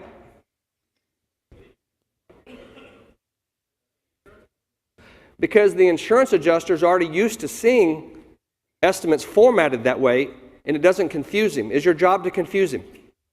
No, your job is to persuade him, not confuse him. How does confuse him going to help? I'm not saying that you shouldn't put together estimates in other formats. I'm not saying that at all. What I'm saying is that of what benefit is it to confuse the poor guy? Scroll down to the second page if you don't mind. All right, so here's an estimate in Xactimate that I put together. So the very first thing I put on there, by the way, one of the things that I do when I put together an estimate, this is an appraisal that I put together over 17 years of honing the skills and learning and adding this and adding that, and it's just like a super estimate that I put together. Anybody like a copy of the super estimate? A couple of y'all? Okay. All right, protect landscaping. Any of y'all doing that? Like if you have shrubs or something like that, especially if you have like really nice plants. If you have some lady who has just really nice landscaping, you think she wants the shingles falling on her flowers? No. Temporary toilet, where are the guys supposed to go? I mean, isn't that required by OSHA? It is. By the way, there's the title. See it in my notes right there? Do you see how I referenced the OSHA? See it right there? I referenced the OSHA regulation in the notes. I make it easy for the adjuster to say yes by referencing it in my notes. Tarp to cover the pool. You don't want any debris falling in the pool. Do y'all charge for that when you have a swimming pool in proximity? Temporary fencing. If you have a swimming pool in the backyard, what do you have to put up so some kid doesn't come in and drown in the pool overnight? Temporary fence. Are you charging for that when you have to take down a fence? Scroll down, please. One of the things that I do, go back up. Yeah, scroll down, but don't let it click to the next page. One of the things that I do, because adjusters are so trained in trades for overhead and profit, so I put roof trade, gutter trade, HVAC. I don't put gas caps in the roof because it's HVAC, isn't it? Is it not? Isn't the HVAC cap HVAC? It's a different trade. There's your third trade right there, HVAC caps. So I put it in trades. So remove roof. Line item number 6, remove roofing felt. You notice that I say on line item 5, remove shingles without felt. And I have a separate line item for remove felt, 30 pound. Anyone here do that besides me? You do that? Why do you do that? Because they're not paying for the removal of felt. You can take RFG 240 and 240S, which is removal of 25-year 3-tab with felt and removal without felt, and it's the exact same price. You know that?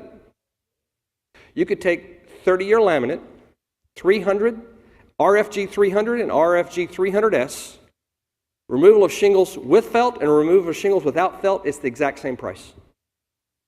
How can it be the same price if you're removing the felt? They aren't removing the felt. It's the same price. Did you know that? Did you know that when you put in there R&R, shingles, and felt, that they're not paying for the felt? It's the exact same price with felt or without felt. If you go into Felt, RFG, FLT 15 or 30, guess what? Try to find a remove on there. It's not in there. There's no way to use Xactimate to remove felt. It's not in the program. It's not in there. So guess what I do? I create my own line item. I use RFG bid, the bid line item, and I go in and type in that. Remove roofing felt, 30 pound, because this is a 7-pitch roof.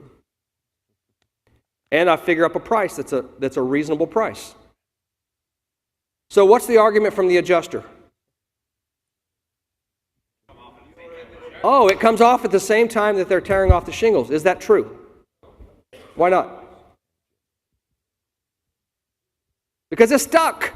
It's stuck to the decking, especially in Texas. Man, the heat in Texas, are you kidding me? The shingles come off easy. The felt comes off hard. Now think about this. Say this to the adjuster. Have you ever seen a pallet of felt sitting on the driveway waiting to be installed? Yes. How much do you think that weighs? Half a ton? So if we don't have this line item, then where's all that felt supposed to go in the dumpster? You're not paying for it. What about the dump fees? How much is now, because the insurance company is not paying for the removal of felt, the dump is going to let you dump the felt for free, right? Are these good arguments? Are you making them? Why not? Didn't know. This is a pretty good estimate, isn't it? It's got a lot of things in there that you haven't thought about, but I don't have anything on here that's not, what are the two words? Legitimate and reasonable. Why don't I put things on there that aren't legitimate and reasonable? Because I don't want to look stupid. I don't want to have nonsense on my estimate. I only have things that are legitimate and reasonable. If you're saying line item number 6 is illegitimate and unreasonable, which is it? Is it illegitimate or is it unreasonable? Why do you say that? Remember these questions? Why do you say that? Line item 7, there's your install. No, wait. Oh, extra layer, your second layer, tear off. Roofer per hour, extra labor for removing staples. You don't have that often, but sometimes you do have one stapled off and you have the staples that are up and you have to nail them in or pull them out. Is that extra labor? If you have one of those, this is a good line item to have in there, isn't it? To cover that extra labor. Scroll down, please. If you have a layover over a cedar roof, that would be line item number 9. Scroll down. Hourly rate for staging materials on the roof. OSHA states that an employee shall not carry an object or load that could cause the employee to lose balance and fall. You mean they're not supposed to carry shingles up a ladder? Well, how would you get them up there? You would have them staged. Who's paying for that? Who's paying for that? Your client is. So what if the carrier says, we're not going to pay for that? Say, whether you pay for it or not, we're charging for it because we don't work for free.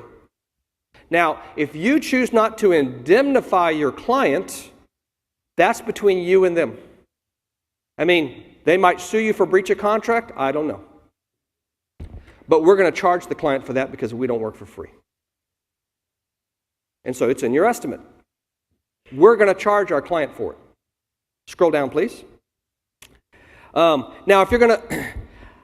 I do 5% on gable and 7% on hip. Why do I do that? Why don't I do 10 and 15? Why do I do 5% on gable and 7% on hip? Just a simple hip. That's right, because I have a different line item for starter and a different line item for hip and ridge, because that's what I'm actually doing. I'm actually tearing off old starter and putting on new starter, and I'm tearing off hip and ridge and I'm putting on new hip and ridge. Is starter waste? No, it's starter. Is hip and ridge waste? No, waste is your cutoff. Is your cutting loss. What are they talking about? The starter and hip and ridge is built into the waste. No, it's not. Cutting loss is built into the waste. What are they talking about? Even if it were true, how long does it take to install a bundle of field shingles? The average roofer guy. How long? 5 minutes? 7? Anybody? A bundle. 5 minutes. How long does it take to install a bundle of starter? Much longer. Plus, it's more dangerous. You're down by the eave. How long does it take to install a bundle of hip and ridge? If you're using 3 tabs, you have to cut them into, you cut off the ears, right? Turn them into trapezoids or whatever. And then you got to go 1 tab at a time up the hip and ridge. How long does it take? 5 minutes? A bundle of hip and ridge? Not only is it not the right material, but it's not the right labor. What are they talking about? It's nonsense. Why are you agreeing with them and doing 10 and 15%? Why are you doing that? It's wrong. It's not the right material or the right labor. Don't we want to be accurate? Scroll down, please. Next page.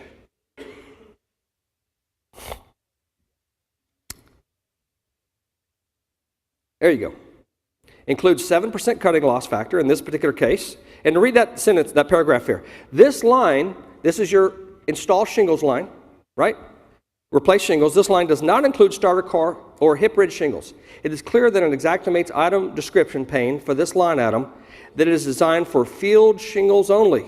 This line item does not include a sufficient waste factor to account for the cutting loss that would be expected for a roof of this complexity based on how cut up it is.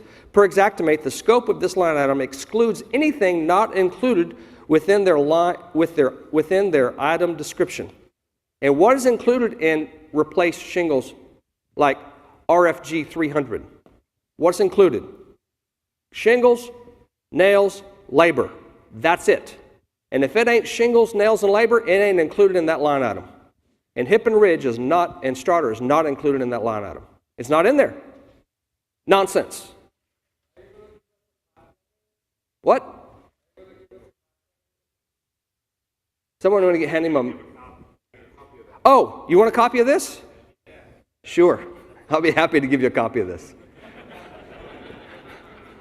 If you want to put your card in our Pringles can, I'll send you a copy of this. Huh? ESX? No, I won't send you an ESX. I'll send you a PDF. By the way, how would you like someone to do your estimates for you and they already use this as their macro? Would you like to outsource your estimate writing so you don't have to mess with it anymore? No more sitting at the computer at 2 a.m. banging away trying to figure out how to use Xactimate. Oh, I hate Xactimate. I don't know how to use this thing. I'm a roofer. What am I doing messing with this? Anybody here want to outsource their estimate writing? We do that. We do estimates for contractors. It's $140 an hour. It's like a $150 setup fee. You send us your camera-ready artwork with your logo, and you want, this is the address, the name, and email address, and phone number we want on our estimates and everything. It's your estimate. It's going to have your name on it. Our name isn't on it anywhere because it's not our estimate. It's yours. We use our macro, and we enter the data that you give us. Garbage in, garbage out. Excellent info in, excellent info out. And we do the estimates for you. Most of them it takes, 30 minutes, 45 minutes, maybe an hour. So most of our contractors that use this service, it's called Estimates at Your Fingertips. It's our service that we do. Most of our contractors average $1,000 more using this estimate than they do their old estimate. And it costs them around $75, $100 for the estimate, and to make an extra $1,000. Because it's this estimate. Now, you tell me, what's better? To spend an hour working on an Xactimate estimate, or spend an hour going out and bringing in a new client, or servicing your existing client, and building and scaling up your business? Which is better? You tell me, which is better? To outsource the minutia nonsense and you're scaling up your business? I don't know. That's a decision you have to decide.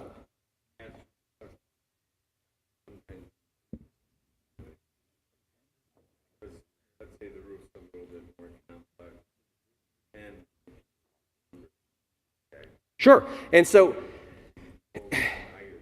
let's say that you've determined that the cutting loss on this, because there's a number of valleys and a number of hips and ridges, and it's going to be a higher cutting loss, so you tell us that the cutting loss on this roof needs to be 10% or 12%. So what do? We enter the data. We don't go look at the property. You give us the data, and we enter it into Xactimate, and we give you back the estimate. It's your estimates. We don't write estimates. We enter the data that you give us. You provide us the data, we give you the work product. Anybody here use our service? No? Anybody here gonna? Come on, let's see hands. No, just kidding. So anyway, all right, next line item. Market adjustment. Now in Dallas, the rate for the subs doing your typical low pitch 3-tab was $45 a square. I know, it's Dallas, right? $45 a square. And as soon as Wiley hit, with the softball grapefruit size hail that they had, I went out and looked at some of, there were holes in the roofs the size of those can lights. With the sun shining through. It was crazy. People were cowering under their kitchen table hoping they weren't going to die. That's one hell of a hailstorm. All right? So all of a sudden, prices for the subcontractors, because those guys aren't stupid. They may be from Mexico, but they're not stupid. It went from 45 to 75 like that.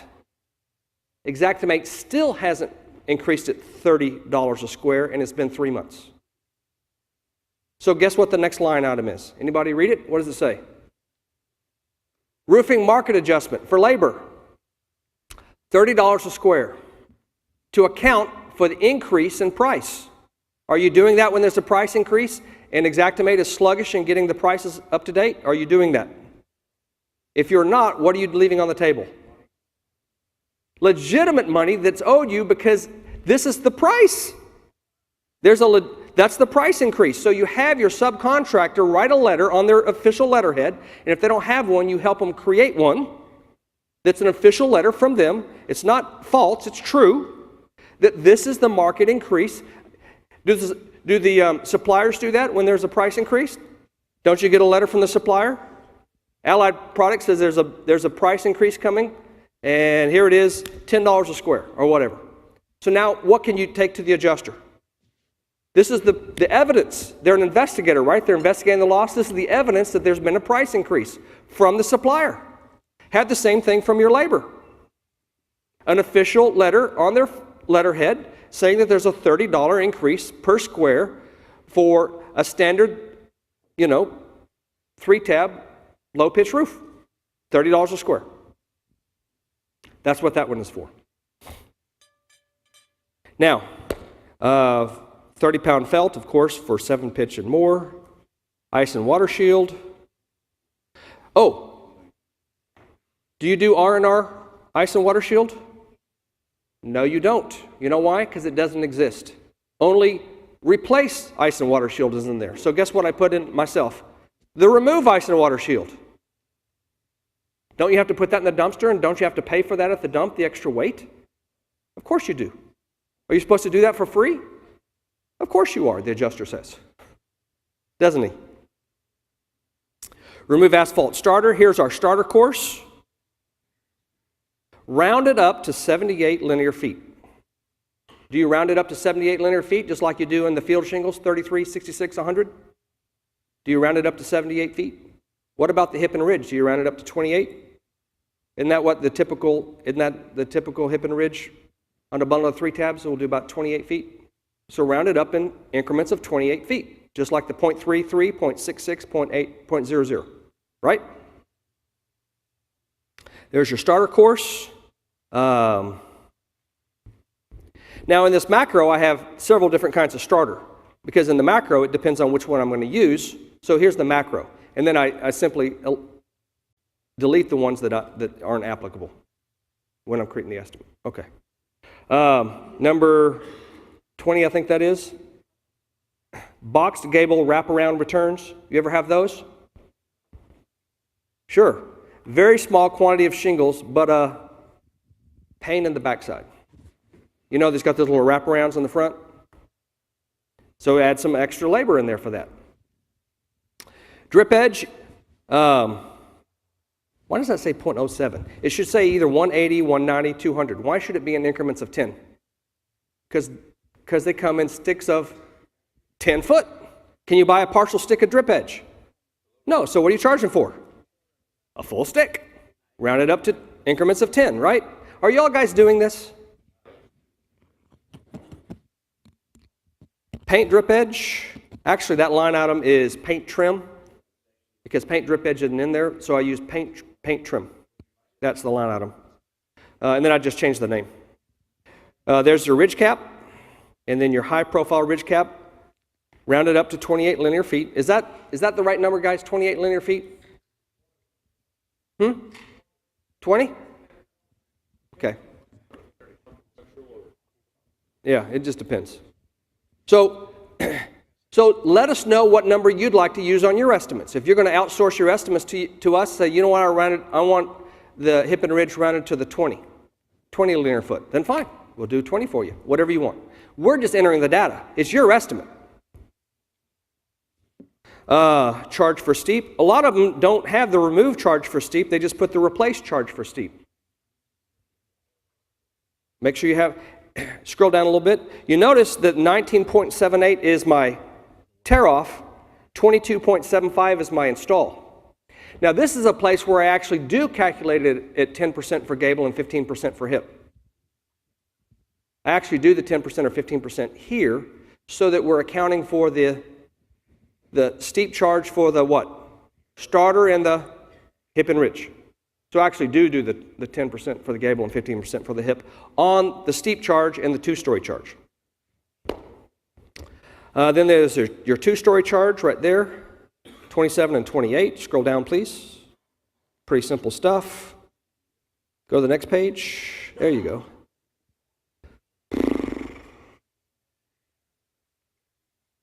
Valley metal comes in 50-foot rolls, doesn't it? So guess what?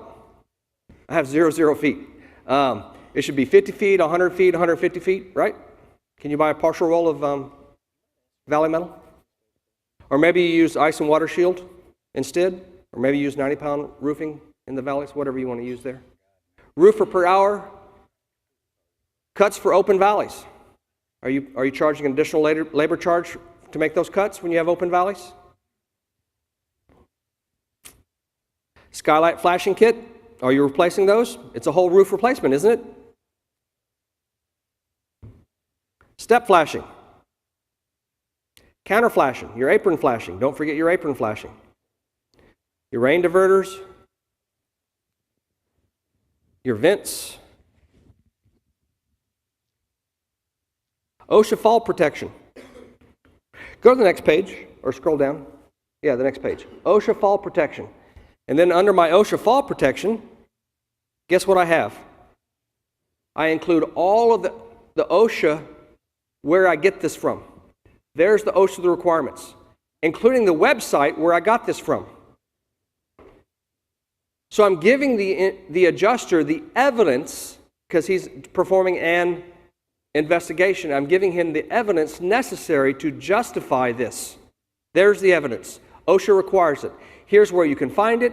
Here's the section. Everything right here. Are you doing that? Or are you making it difficult for the adjuster? Okay. Are you saying that the OSHA charge is illegitimate, or are you saying that it's unreasonable? Yes, I understand. So you're not disputing that it's legitimate and reasonable, are you?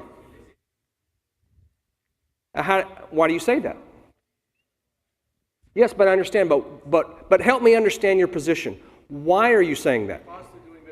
What is the basis and foundation for your argument? Yeah.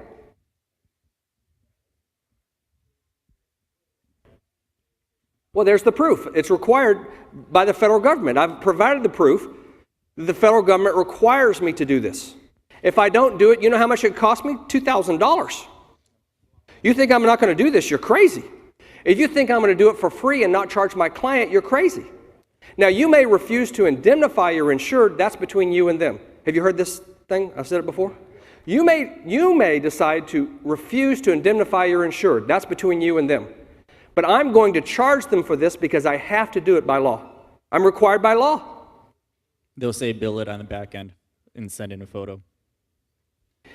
So you agree that it is legitimate and reasonable?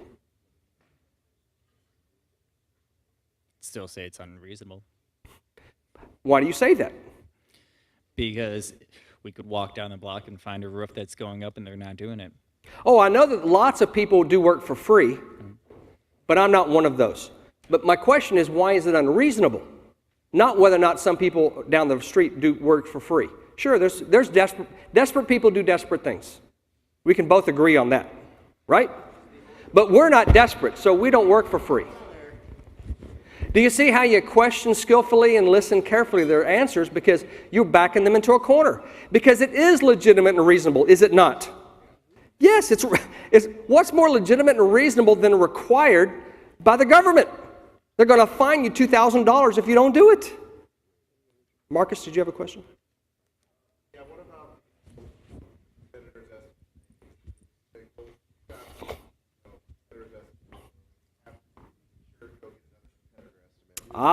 Good question. So guess what chapter I repeat just it? put in the book? I just put a chapter in the book to answer that question. Awesome. Ask the question again, Marcus. I said, what about competitor estimates when they just try to wipe the whole thing away and say, hey, we've got people that'll do it for half of that, half of what you said. And our guys, our own contractor network that we use, those guys do it for our price, our original price. They don't complain about it and they can do it and all that. So you're not arguing that my line items are illegitimate or unreasonable then?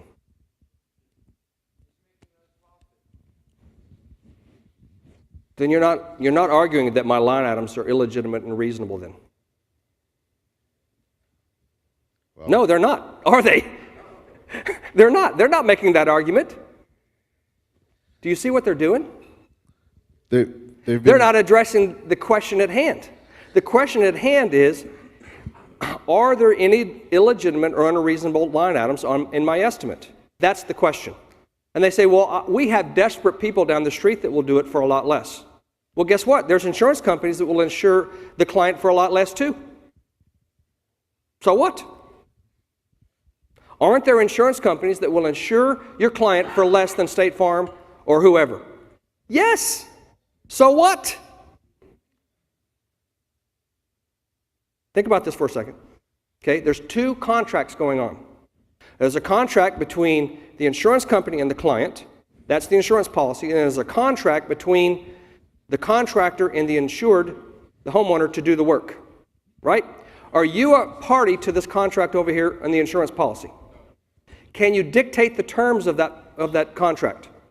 Why? You're not a party to the contract. Is the insurance company a party to your contract? Are you sure? Yes. They're not. You are sure. They're not a party to the contract. What makes them think they can dictate the terms of your contract? They're not having to swing the hammer. Can they dictate the terms of your contract? No.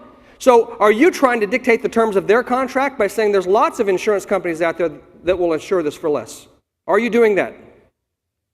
Why not? Because it's none of your business.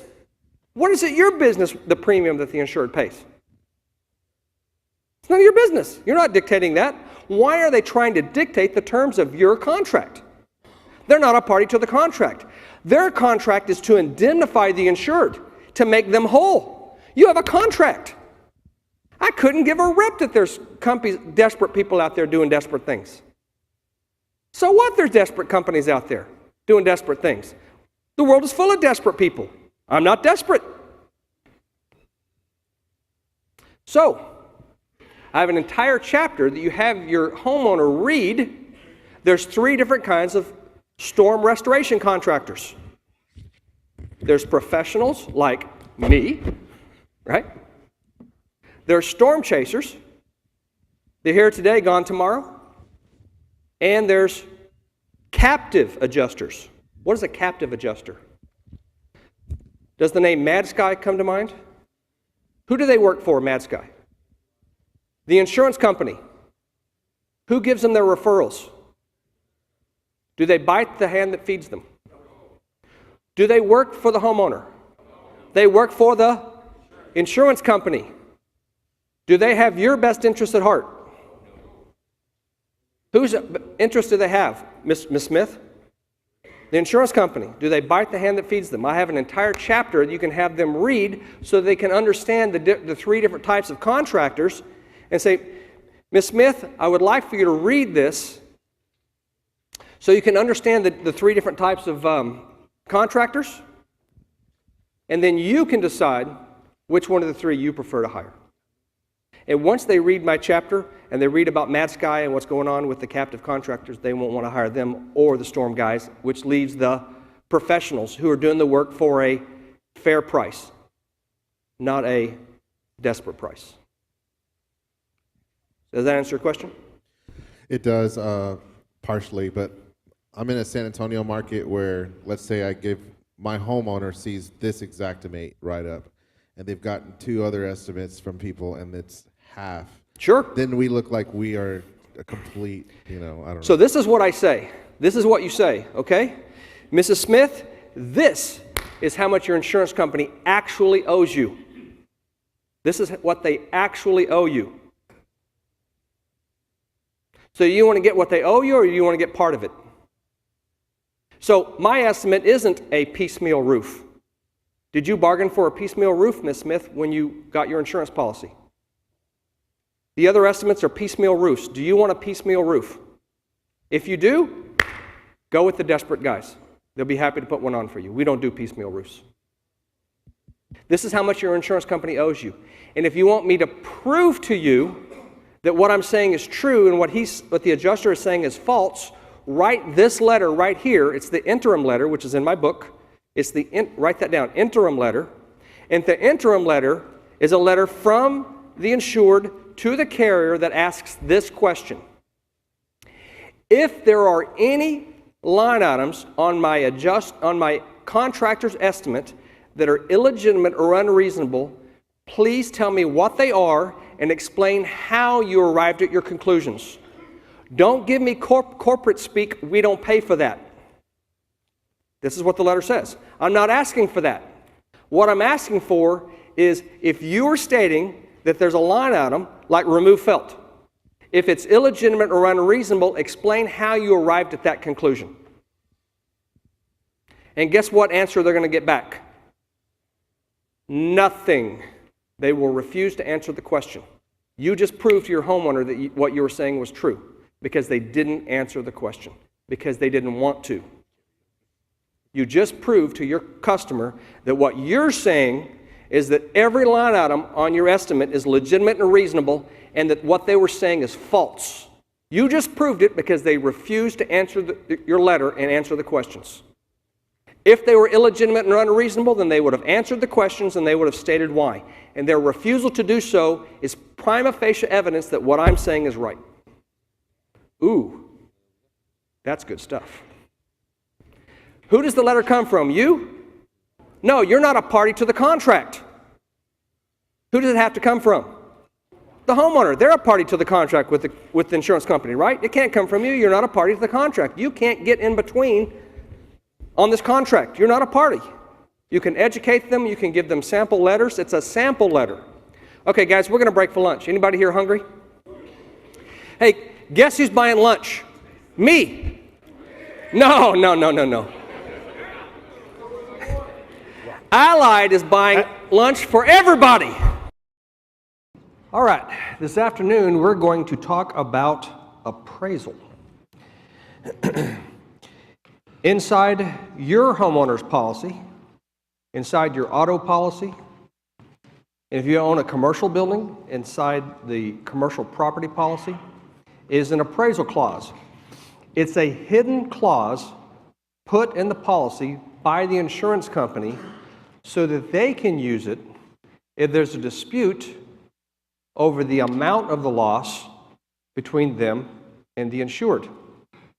The thing is that now people are discovering that the policyholder can use the appraisal clause just like the insurance companies do. And basically what it says, oops, I didn't mean to do that. Got ahead of myself. Basically what it says is if you and we Meaning who? The insured and the carrier disagree on the amount of the loss, either can demand appraisal.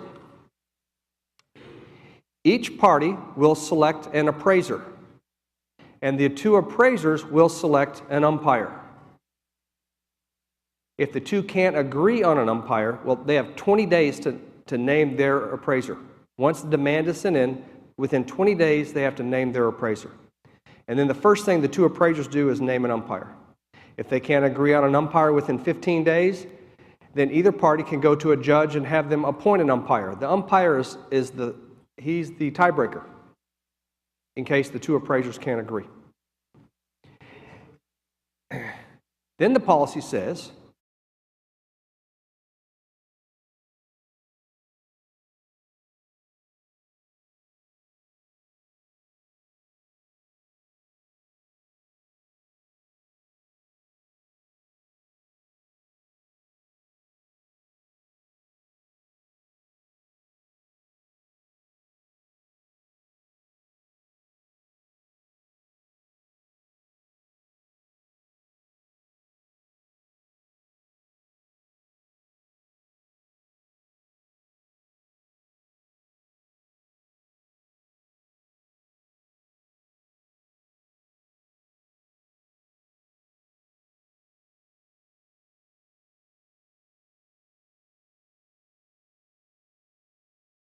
you ever felt that way?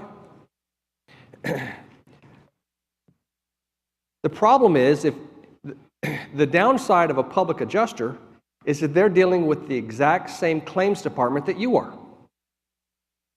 They're butting their head against the brick wall, although they have a lot more leverage than you do as a contractor. In appraisal, we circumvent the brick wall to results. So that is the first advantage. We don't deal with the claims department. We go around them. How about that? How would you like to be able to go around the claims department? That's what I get to do all day in appraisal. I go around them. Remember what I said? The insured hires their appraiser. Let's say they're hiring me. And the carrier hires their appraiser. All right? So what input does the carrier have into the process? Naming their appraiser. That's it. The policy requires that the appraisers be, write this down, competent and independent. Do they have to be licensed? No, it says they have to be competent and independent.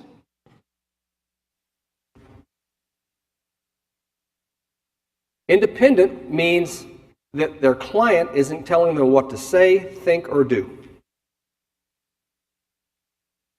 So my client can't tell me, I want you to put out these list of umpires, and I don't want you to talk about such and such. They can't tell me that, because then I've lost my independence. Okay?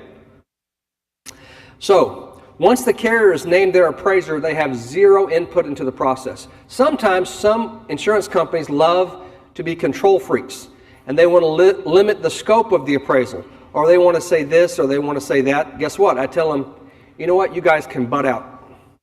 We're in appraisal now, and we're not going to listen to anything you have to say. How nice is that? So what have we done with the claims department and their legal department and all that? We've circumvented them. That's a pretty big advantage.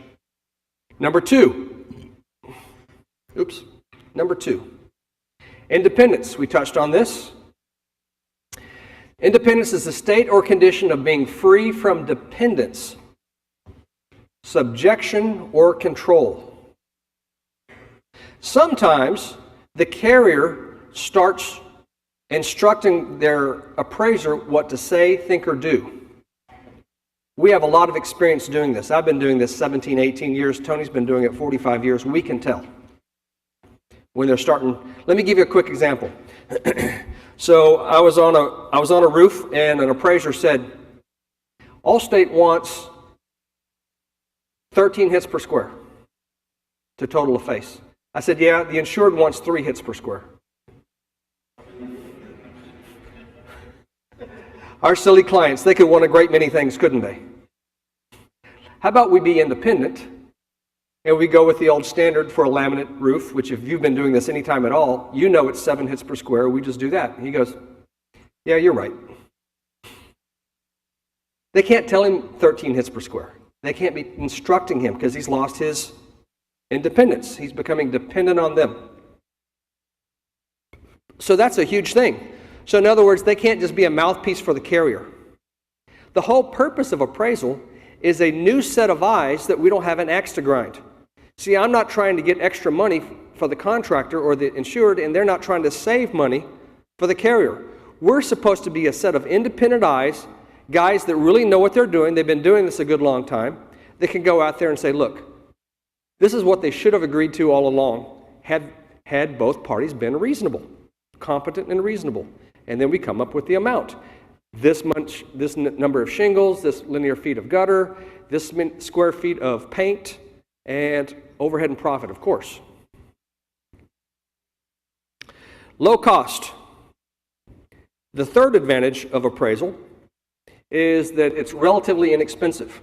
So the average cost for the routine residential hail or wind loss with no umpire involvement, they're rarely $500 anymore. So let's say $750 to $1,000. If an umpire isn't required, if the other appraiser is reasonable, he doesn't show up with his boxing gloves on, he's come there to be reasonable.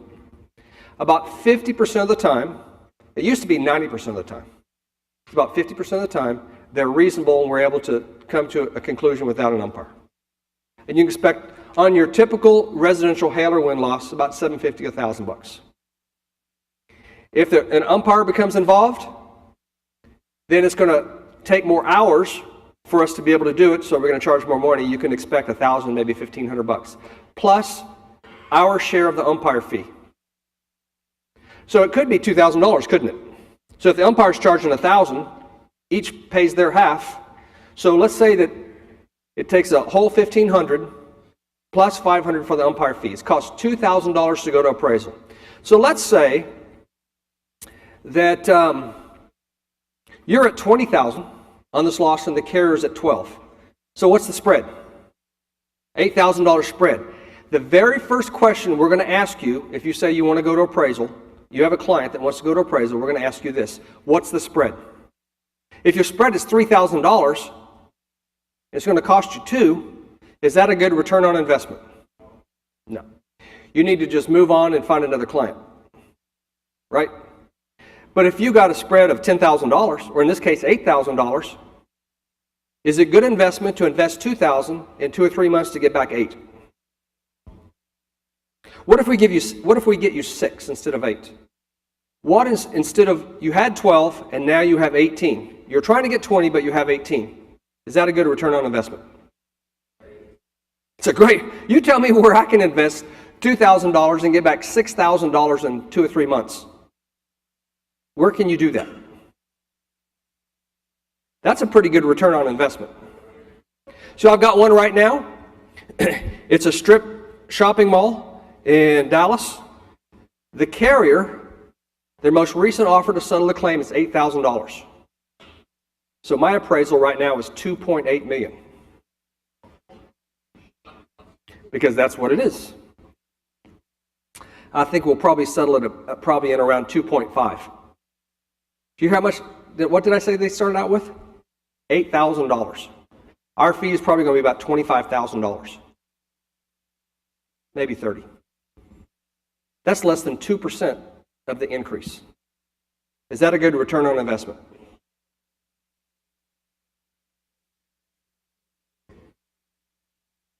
Timely. So how long does this take? If the carrier has agreed, let's go back. So how long does it take? It depends. What does it depend on? It depends on the other appraiser. If they're reasonable, so how long does the carrier have to name an appraiser? Does anyone remember? 20 days. They have 20 days. So the first 3 weeks we're sitting on our hands and doing nothing, because they have 3 weeks essentially to name an appraiser. All right? So once they named an appraiser, 3 weeks has gone by already, and we haven't even done anything. Then the first thing we do is the umpire dance. That's what Tony calls it, the umpire dance, where we name an umpire. So here's 3 umpire candidates for me, here's 3 umpire candidates for them. Naming the umpires is very critical because he's the one that's going to decide what the amount of the loss is if there remains a dispute between the 2 appraisers. So that could take a week. So we're into it a month already. So if the other appraiser is reasonable, we set a time to go out and look at the loss. We look at the loss, we agree to it, we write it up, and we get the award signed and everything like that. That's another week, 5 weeks if he's reasonable. If he's unreasonable, then we're going to go to umpire. Then we're going to see what the umpire's schedule is like. I'm looking for 3 things in umpires when we're selecting an umpire. Number 1, that they're competent. If we're up on a Victorian house with copper finials and slate roof with conical turrets and stuff like that, do they have any idea what they're looking at? I got one of those in Denver. In Bethlehem, Pennsylvania, what I was just talking about. That's just like that. So I have to make sure that the umpire is, first of all, competent. Number 2, I want to make sure he's unbiased. I want to make sure he's not the other appraiser's brother-in-law or golf partner or something. Right? I want him to truly be unbiased. Because if he's unbiased, then the loss is going to speak for itself as long as I'm competent. Right? And the third thing I'm looking for is that they're available. I'm not going to have to wait 2 or 3 months for him to be available to come out and look at the loss. Those are the 3 things I'm looking for in an umpire. List of what? Well, if you hire us, we have all those lists. Would anyone here like to be an umpire? If you would like to be an umpire and learn how to do that, Bring your then card over to me. don't give them to Matthew standing up. Give them to Tony in the white hat. So Matthew gets the business cards if you want the ebook and the super estimate, right? We're gonna give you the ebook and the super estimate if you give your business card to Matthew in the Pringles can. If you want to be an umpire, then you give your card to Tony, and we'll put you on our list of umpires. What are the 3 things you need to be? Competent. You have to know what you're looking at. All right, that means sometimes there's interior damage also. If all you want to do is roofs, then probably not, because sometimes you have interior damage and other things, right? You have to be, what was the second thing? What was it? Unbiased, truly unbiased, right? And then number 3, available. It can't be like a month or 2 before you can get around to us, right? Okay. So,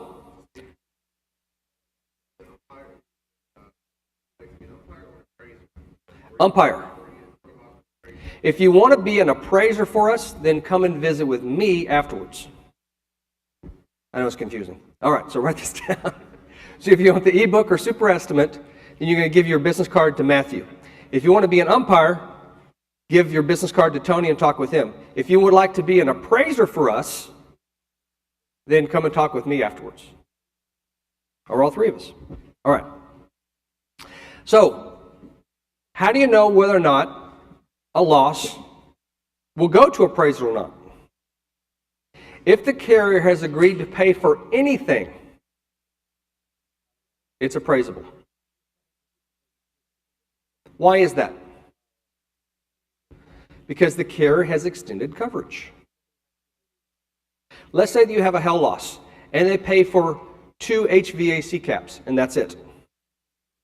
Have they extended coverage for hail damage to that building? Yes, they've extended coverage for a hail loss. So what's left to determine? Coverage? No, they've already extended coverage. What's left? The amount of the loss, scope of damage, and price. That's what we appraise. And depreciation, which is part of price. So appraisers are numbers guys. That's what we're doing. We're putting numbers on things. How much roof is damaged? Is it 50 individual shingles, spot repairs, or is it 32 squares, a whole roof? Is it a sloped roof, 16 squares, or is it a full roof, 32 squares? It's the amount The appraisal clause says that we're appraising the amount of the loss. Amount means both scope and price.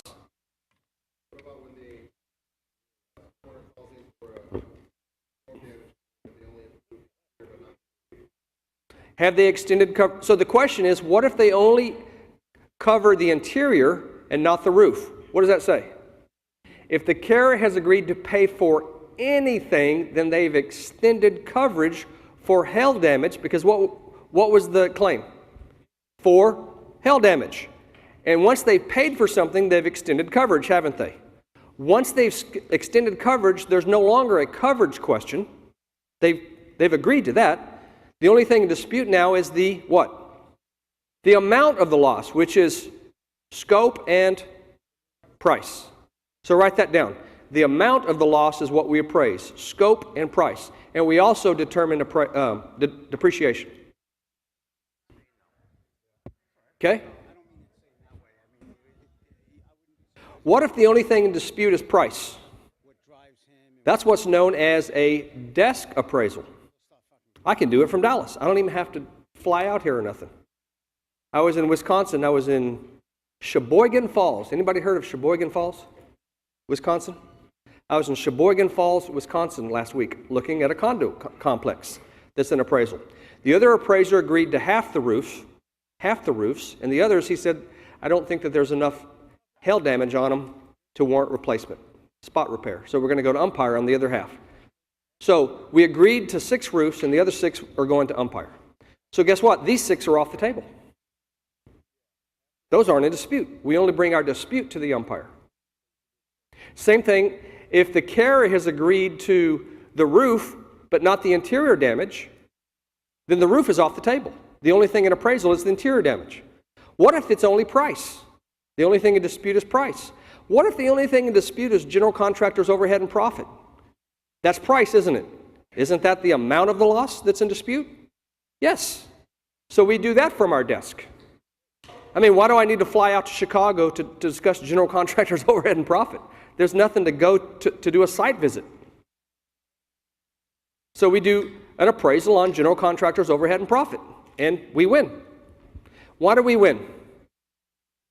Because general contractor's overhead and profit is baked into the what? Baked into the premium, into the policy limits for which they've paid premium. It's baked in. It's like the cherries. Well, it's not like the cherries. It's like the sugar, I guess.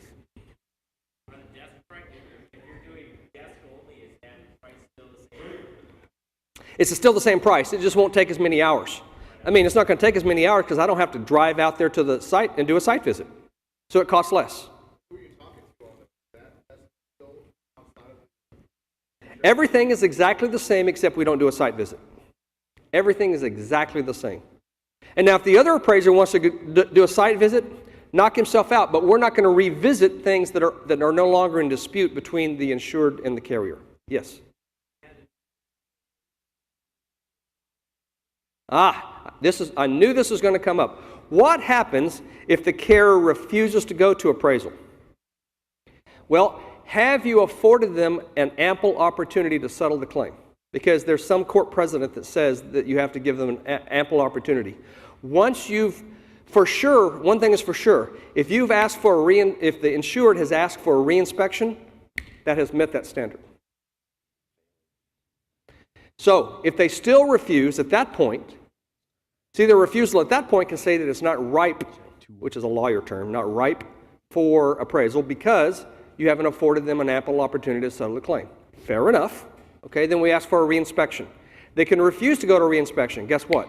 Now you can go to appraisal. What if they still refuse to go to appraisal? Well, what did we say was the 15 days? What was that? That if the two appraisers can agree on an umpire within 15 days, then either party can go to a judge and have them appoint an umpire. And then the very last sentence says that once any 2 out of the 3, so there's 3 of us, right? Appraiser for the insured, appraiser for the contractor, and the umpire. Once any 2 out of those 3 agree on the amount of the loss, it sets the amount of the loss and it's binding on both parties. There's a few policies that don't put the binding part, but most of them do. So, what if they refuse to go to appraisal? So after 15 days, what can the insured do? The homeowner. File a motion with the court clerk asking the judge to appoint an umpire. The judge appoints an umpire. The umpire and I meet. We come to an agreement. Is that 2 out of the 3? Yes. Is there an empty chair sitting there where the other appraiser could be sitting and putting his input? Yeah, there's an empty chair. So we call it an empty chair appraisal. So we do it without him. We do it without him. 1 or 2 a year. And I do a bunch of appraisals. You know why? One second, real quick, Tony, and then come on up. Come on up. But let me tell you what happens in reality. What happens in reality is your homeowner goes and files the motion, and there's an appointment set to meet with the judge, and when we get there to meet the judge, guess who shows up from the carrier? A lawyer who said, oh yeah, we already appointed an appraiser. You think they're going to let me and that umpire going to decide how much they're going to pay with an empty chair sitting here? They've never, in my 17 years of doing it, ever truly had an empty chair appraisal. They always have a lawyer at the judge's thing to, and they go, oh yeah, we have an appraiser. Yeah, Tony.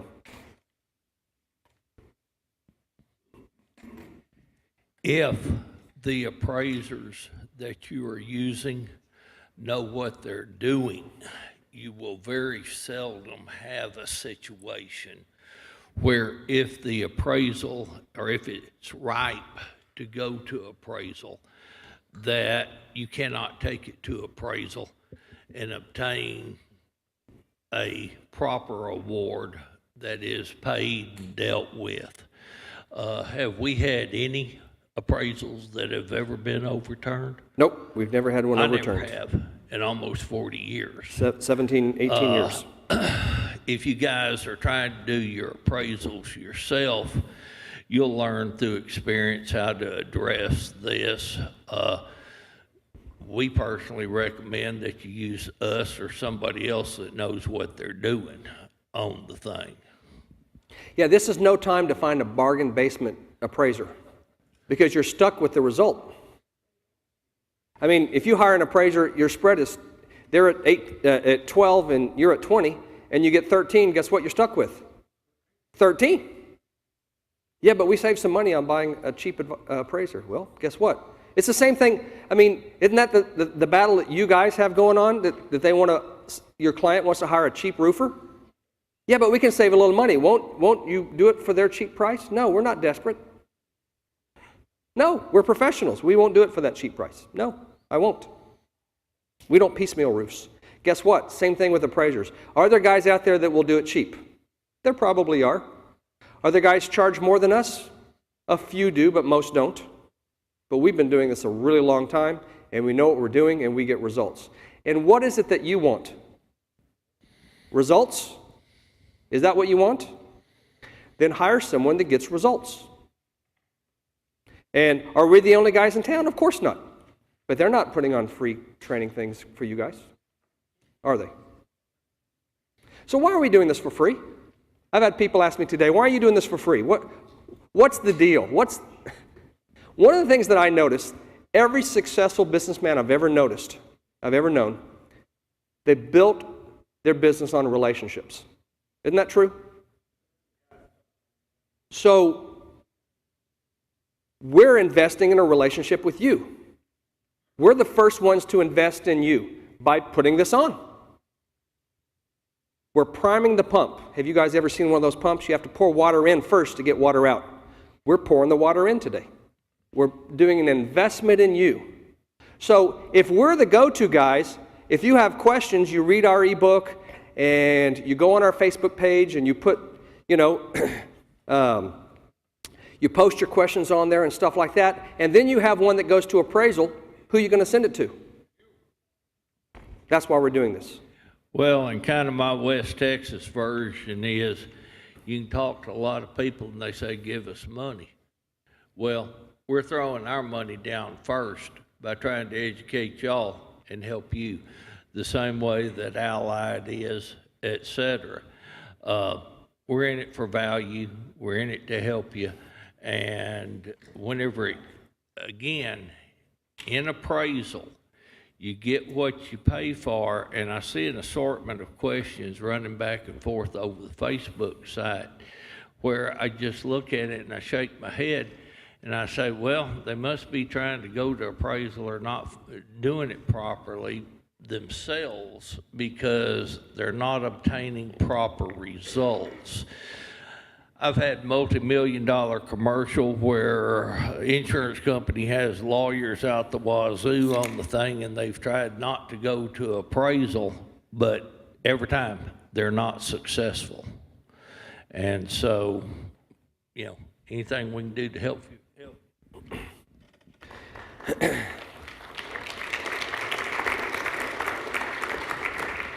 Let me tell you how good Tony is. Tony was the court-appointed umpire, court-appointed because the two appraisers couldn't agree on an umpire, right? A judge appointed Tony an umpire on an appraisal after Hurricane Katrina when the amount in dispute, this is the spread, was $50 million. That was the spread. How would you like to be the contractor where the spread is $50 million?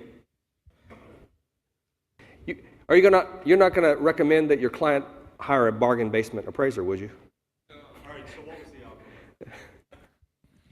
What was interesting about that, I was court appointed by an upper level court in New Orleans. The appraisal clause was non-binding, which meant that neither party to the appraisal had to accept the final award. The judge ordered the appraisal simply as a precursor to it going into court to establish damages as such. We went through it. You guys that want to be umpires, I will interview or talk to every one of you because I need to know for sure that you understand what you're doing. Umpires are supposed to rule on the differences. A good umpire, whether you as a carrier appraiser or you as a policyholder appraiser agree, will at least explain the basis for his call. In that particular case, my ruling or the award that I issued was actually more in favor of the carrier, but both appraisers signed the award.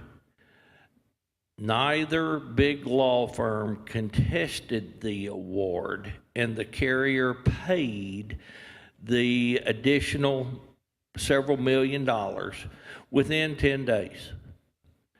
And everybody was happy on it.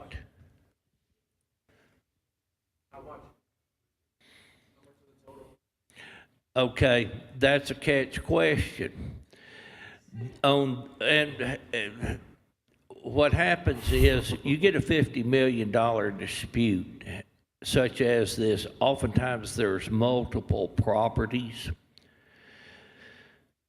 As an umpire, my job, I believe, is to help the appraisers resolve issues or at least understand the final resolution.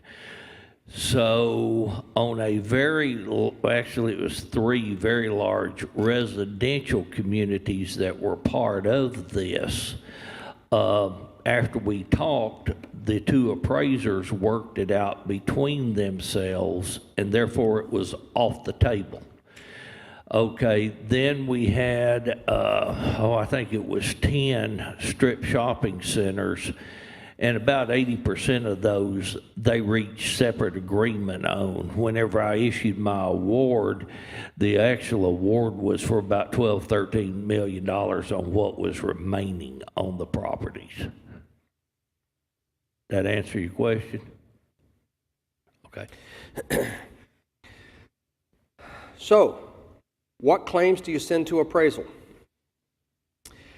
The ones you send to appraisal are the ones that there's sufficient spread there to carry the freight, as Tony calls it.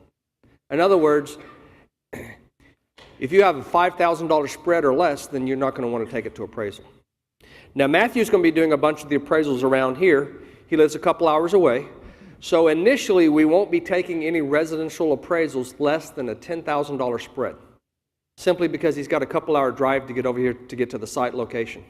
If you have some that the people are really, it's legitimate damage, and you know in your heart that the amount that you're asking for is legitimate and reasonable, and you really want to take it to appraisal, and it's somewhere between $5,000 to $10,000, just hold it back for a little while until we train a few appraisers here in Chicago and get them ready, and then we're going to launch them, and we're going to have a number of appraisers working here in town. But until then, don't be sending us any residential appraisals less than a $10,000 spread. Just hold the others back for a little while and send us some of the larger ones, and then Matthew will be handling those. Matthew is more than competent, and so here's Matthew.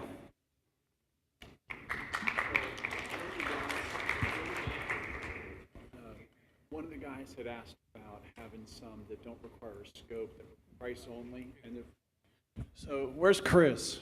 Is it Chris who had the price only issue with the siding or something? Where's he at? Anyway, okay. So one of the guys had about 6 or 7 different jobs that were price only. There was not an issue, and basically the carrier came back and said, we're going to basically cut your siding price from premium down to standard or whatever, and they lost about $4,000 per. So, and there was about 6 or 7 of those. They don't require an inspection or scope. So I don't know if that's something you want to address. Now, see, in that case, is Matthew having to drive from Muncie, Indiana to Chicago to look at those losses? No, it's a price only. He's doing it from Muncie. He's doing it on the phone and on the email and fax and stuff. So guess what? That's cool. Because then the amount of hours required is far less, so our price is far less. So we charge $175 an hour time and expense for residential appraisals and $200 an hour time and expense for commercial. That's what we charge. We don't charge a percentage. We charge by the hour. So how many hours it takes, that's what we charge.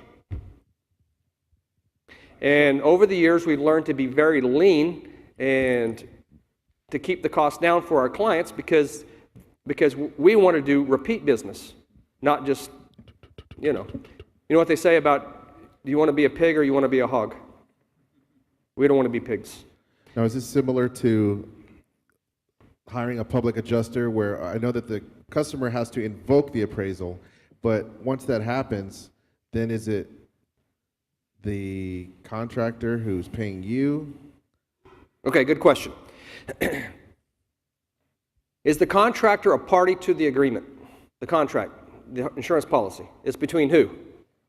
The insurance company and the homeowner or property owner in the commercial, right?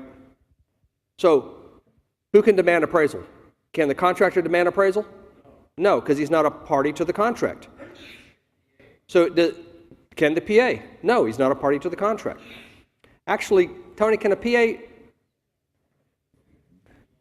Say that again. Can a PA demand appraisal for their insured? Absolutely. Okay. Now, if you're PA, you're in whatever state you're operating in, and depending upon the PA licensing law, I've seen some places where the PA can actually demand appraisal on behalf of the policyholder. In other situations, the PA will go ahead and have the policyholder sign a demand for appraisal, which in effect is the same thing. And we recommend that the insured sign the contract hiring us or whoever. So the two things that we have to have in place before we will start an appraisal is we have to have a contract. Do you start roofing the house until you have a contract? No, we don't start either until we have a contract in hand. Plus a down payment, right? You guys require a contract and a down payment before you order shingles? Same thing. We have to have a contract in hand where they've hired us as their appraiser, and we have a retainer in hand. Inside my book, I have an instruction. I have a small little chapter on step by step exactly what to do in the appraisal process. Plus, I have a YouTube video, obviously on YouTube, since it's a YouTube video, It's like 8 minutes of my beautiful face talking in the camera about what appraisal is, how it works, and I answer about 95% of the most frequently asked questions that a consumer has. So instead of you having to explain what appraisal is, all you have to do is show them the video. You can send them the link, they watch the 8-minute video, and they call you back and you say, do you have any questions about appraisal? And they said, no, let's go forward. Boom. Or maybe they do have a question. And so you three-way in to me or Tony, we answer the question while you're listening on the phone, so you're learning the answer to these questions. Make sense?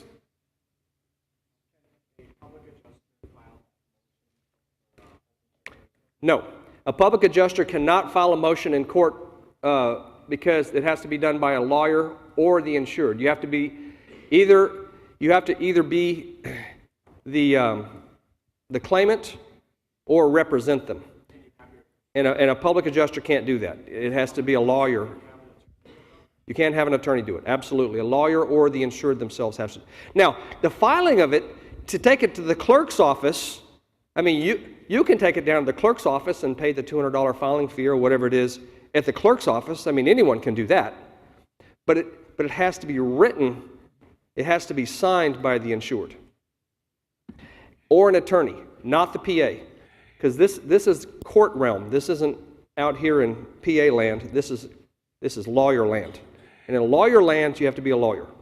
Yeah, and let me add something, Steve. If it's an appraisal that we are doing, whether it be a residential or a commercial, and you refer this to us as the contractor or public adjuster or lawyer, we get them from all sorts of sources. But if you refer it to us, we will recommend the method whereby, in our expertise, you need to present it to the courts for umpire appointment. Yes. Ed. Yes, and would, a lot of people are starting to use a thing called assignment of claim nowadays. Would the person that gets a claim assigned to them be able to take it to court? I think we have 5 minutes to a break, so I'm going to talk about assignment of claim real quick. Show of hands, how many people here have heard of an assignment of claim? Really? Wow, impressive. Assignment of claim is where the homeowner or property owner has assigned the claim to you, the contractor. And now you're the claimant. And you have all the rights that an insured would have on a claim because now it's your claim as the contractor, which means you can now negotiate price because you're the claimant. It's your claim now. You can negotiate price.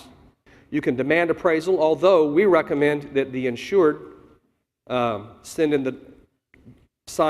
the demand letter, but you can do that. You can actually even file a lawsuit against the insurance company with an assignment of claim.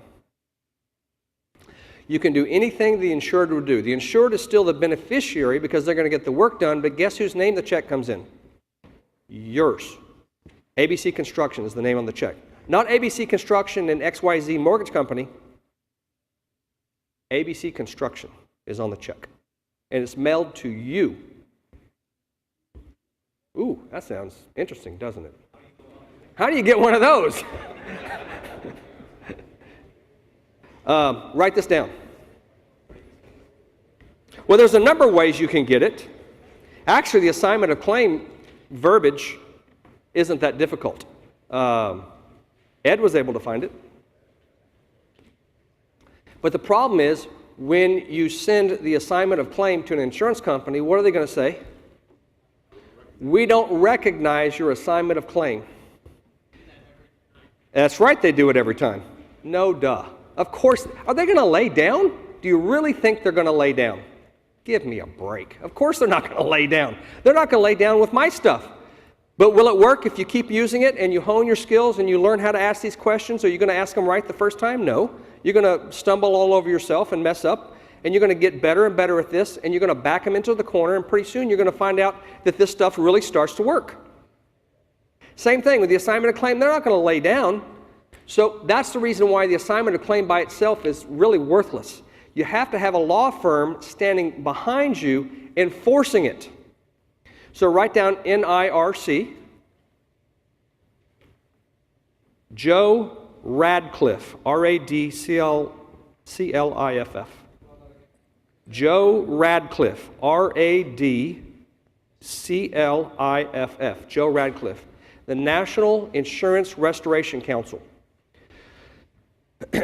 So, this organization was created to further professional roofers and insurance restoration contractors and to lobby government entities for your sake. In fact, they sent out a thing against Mad Sky and all those captive contractors about a month ago to the National Insurance Commissioners organization. And so they're an advocacy group for professional contractors and insurance restoration contractors and roofers. And so there's a number of different levels you can join, the NIRC and stuff like that. I mean, I don't get nothing out of that. I'm just telling you about it, right? If you join the platinum level, it's $15,000. And then you get the assignment of claim. And you get Childress Duffy and Chip Merlin's law firm behind you enforcing that assignment of claim. Now it has teeth because it's worthless without a law firm enforcing it. I'm talking about a law firm that knows what they're talking about. You ever heard of Childress Duffy? They're here in Chicago, right? Man, they eat insurance companies for breakfast. Chip Merlin down in Florida, he's offices all around. So the $15,000 is a retainer to have the lawyers to back up the assignment of claim. Otherwise, it's worthless. It's worthless. So, shoot, it wouldn't take one or two of those for it to pay for itself, and the rest of the year, you got these assignment of claims coming in. So we have one company, I'm not going to mention the name, they're doing the assignment of claim, and they sent 20 appraisals to us. And they send the assignment of claim in with everyone. I know what the assignment of claim paperwork says because I get it when they send me all the paperwork in appraisal. It's a real simple little, paragraph. But you have to have the lawyers backing it up and put teeth into it for it to work. So there's one thing I want to talk about before we go into the question and answer things. So be thinking about your questions while I'm talking about this last thing. The thing about questions is make sure that the questions you're asking are applicable to everybody in the room. Don't say, well, I have this deal and I was wondering if I should go to appraisal. That doesn't apply to everyone in the room. We want to ask questions that the answer to it the question and answer benefits everybody, okay, as opposed to, individuals. So the one thing I didn't discuss a minute ago was the process that you do to go into insurance appraisal.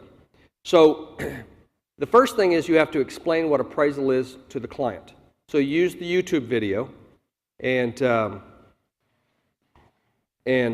so we're going to post that YouTube video on our Level the Playing Field Facebook page again.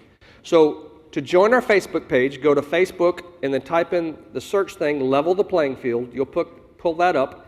It's a closed group. You have to ask for permission to become part of the group. So you ask for permission. Either Tony or I will give you permission to be part of the group, and you can go in there, and we're going to post that YouTube video again, and you'll get the link to YouTube itself, and so that you can use that link to show your client, or you can put it on your, you can pull up the YouTube video on your, your tablet or whatever, and you can show the clients the 8-minute video that explains what appraisal is. Once the client agrees that that's probably the best thing going forward for them to do for their dispute, they have to sign a contract with us to hire us first. So write that down. The first step is for them to understand what appraisal is and agree that that's what they want to do. The second step is they need to sign a contract with whoever it is that they're hiring to be an appraiser, whether that be us or anyone else. Third thing is you have to pay a retainer. It's a sliding scale. If the spread is $5,000, the retainer is going to be less than if the spread is $1 million. Duh. Right? So inside our ebook, like I said, there's a mini chapter on the steps in appraisal, and the first page in that chapter has the retainer schedule that tells you, depending on the spread between your numbers and the carrier's numbers, this is the retainer for that. Once we have the contract and the retainer in hand, then we will send to you the demand letter that you send in, not that you, that the homeowner or the property owner sends in to the insurance company demanding appraisal. So at the beginning, Matthew is going to be the appraiser here in Chicago at the beginning.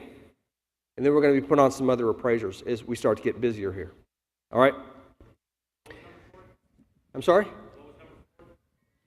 I don't know about the numbers, but, the demand letter. So then we send the demand letter to you and the insured. The insured, your client, sends in the letter demanding appraisal, naming Matthew as their appraiser. They send it certified mail, return receipt requested. Steve, can I say something here? Yes. All right, so a couple things. If you got one you think is ripe for appraisal and you're talking to the insured and you're deciding together, or the insured says, that's what I want to do. If you don't know this process, go find the paper and look up the process. Because just recently I got a call from another appraiser and said, hey, I'm the appraiser for the carrier. I was like, okay. I had not gotten anything from anyone acknowledging that they had named me as the appraiser on the deal. So you can imagine my somewhat surprise when the carrier's appraiser has a whole bunch of information and I'm a little bit caught off guard. So the process of getting an appraisal signed up is fairly simple, but just follow the steps. And then that way we can make sure we all are on the same page of what's going on. If you have a question, call or email or something, we'll get it answered. Yes, at the back of the ebook, there's a section, there's a table of contents, so it's really easy to find. At the back of the book, there's a section that says appraisal instructions. And it takes you and the client step by step by step through the process. It even tells you things to consider, things to think about, all kinds of things like that. For example, has the work been done? If the work hasn't been done, if the work has been done, then we're doing a forensic appraisal. Because you've destroyed the evidence. Try not to destroy the evidence. I mean, if they're sloping a roof, they're paying for the front half and not the back half, and you replace the roof, how am I going to prove the back half was damaged in appraisal? You've destroyed the evidence. So hold off on doing the work if you can. If you have to, then you have to. Then take tons of photos and videos so you have proper documentation of the issues at hand. But if you can hold off, we had one in Oklahoma City. It's a multi-million-dollar roof, big, huge commercial project. Tony was the appraiser on it, and they had baseball-sized hail hit an EPDM roof. You know what that is? The rubber roofs, right? It didn't damage the rubber roof. A couple small places, it could be patched. But it tore up the ISO board, the insulation board, under the rubber roof, on this commercial roof. I mean, there was like a moon. I mean, pits everywhere, baseball-sized hail. So the two appraisers couldn't agree. They had an umpire coming out. And what was it, Tony? 2 days before the umpire meet? We were on this particular property. It was a very large Ford distribution facility. We were in umpire session, full panel meet. That's both appraisers and the umpire, for 3 long days at the Hilton. Yeah, I believe it's the Hilton in Oklahoma City. Anyhow, Friday morning, the last day of umpire session, we walk in and the umpire lays out the awards. And he said, boys, I've already issued my awards. And on this particular building, the amount was $2 million. The most that was offered prior to appraisal was $60,000. He says, go ahead and sign these other awards, because we had a number of properties involved. So we signed all of them except for the last one. Well, I say I signed them. The Travelers guy was having a heart attack. But anyhow, he said, I want to go look at this distribution plant one more time. I had told everybody, don't touch that roof. Don't touch that roof. We go out there, climb up on the roof. Oh my gosh, I've done this 45 years and I have never seen such a pretty foam roof with elastomeric coating on it in my life. It was beautiful. All of a sudden, the umpire looks at me and gives me this look like, what's going on? We look up, here comes the guy walking across the roof. He was strutting. He was so proud. He walks up, the umpire says, "Are you the roofer?" He said, "Yes, sir." The umpire says, "Do you mind me asking you what you charged to put this roof on?" Guy swells up, all proud and everything, says $650,000. Umpire looks at me as he's tearing up the award and he says, "Rugus, you ever have a bad day?" And it was a $2 million award he tore up. Because they destroyed the evidence that we needed to get a $2 million roof. He got $650,000 because they just couldn't wait one more day to roof the building. They just couldn't wait. And it cost them how much? Almost $1.4 million because they couldn't wait another day. Are you kidding me?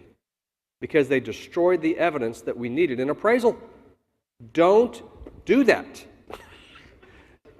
Don't do that. Don't destroy the evidence. I mean, mitigate. Well, he'd have got the $2 million minus the recoverable depreciation. If he didn't spend $2 million, he wouldn't have gotten $2 million. If he'd have spent 1.5, he'd have got 1.5. If he spent $2 million, he'd have got the $2 million because that was the award. Oh, let me clarify that. The actual cash, whenever you go out and adjuster adjusts the loss, they figure the replacement cost. Then they deduct applicable depreciation. If it's an ACV policy or actual cash value policy, you only get, the policyholder gets that minus their deductible. But if it's a replacement cost policy, then that depreciation is withheld until the work is done, proof of the money, payment is provided, et cetera, then they get the balance. In this particular case, had the policy, once I forgot how much depreciation the umpire put on the award, but let's say, for example, it was $800,000. That was a $1.2 million ACV payment, less deductible, probably 1,000, might have been 10,000, who knows. A policy holder can take their ACV payment, they can actually not even do repairs if that's what they want to do. This particular policy holder that was real smart, he could have done his $650,000 in repairs and put the rest of the ACV money in his pocket if that's what he wanted to do. And there's nothing wrong with it, nothing illegal about it. Now, the carrier's not going to come out next year and pay him for a new EPDM roof. They'll pay him for, if they insure it, whatever carrier gets, they come out and pay him for a new foam roof. Did that answer your question? Or did everybody fall asleep while I was talking? So don't refer a client to us to appraisal and then destroy the evidence that we need in appraisal to be able to get the thing bought. Don't do that. Does that make sense? Steve, let me add something to that. If you do that, if you do need to go ahead and do the work, take your cell phone and take a bunch of pictures. But if you want $1 million, don't invoice it for $200,000. That kind of kills my argument. It does kind of kill the argument now, doesn't it? All right. So now we're going to talk about, we're going to do questions and answers. So What questions do you have? We have microphones. Who has the microphones? Oh, is that Phil? Nope. All right, questions. Tony, you got the microphone, so come on up here. You're going to be answering a bunch of the questions yourself. Yes. This is what I like. If we got a customer signed to a PA contract, can we do our own appraisals, or can the insurance company block us? Say it again. Can the insurance company block the PA from being the appraiser? Oh, let me answer. Depends on how smart they are. And it depends on the wording of the appraisal clause. If it says independent or unbiased, and you got a smart appraiser on the other side, or anybody else involved that's got a lick of sense, they may try to challenge your independence or your lack of bias because you are already signed as a PA on it. But there are exceptions to that.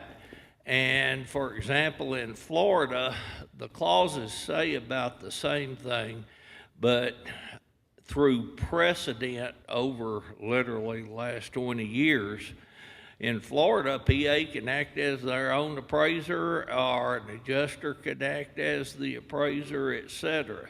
I'd say as a general rule, though, it would stop you from being, you might win the appraisal, but would the award be thrown out in court?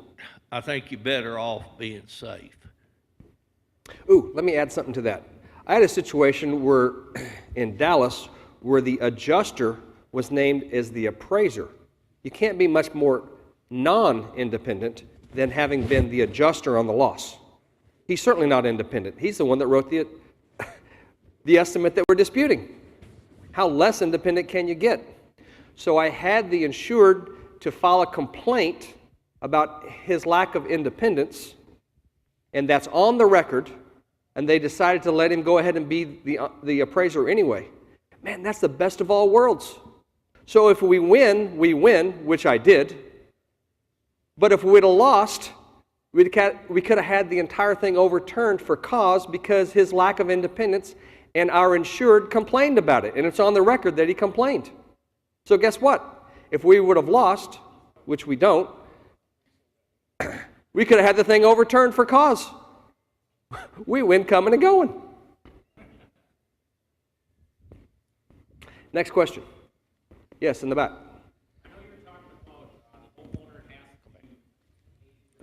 Microphone. Sorry about that. Thank you.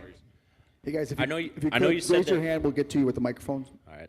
I know you said that the homeowner has to pay for the appraisal. Yes.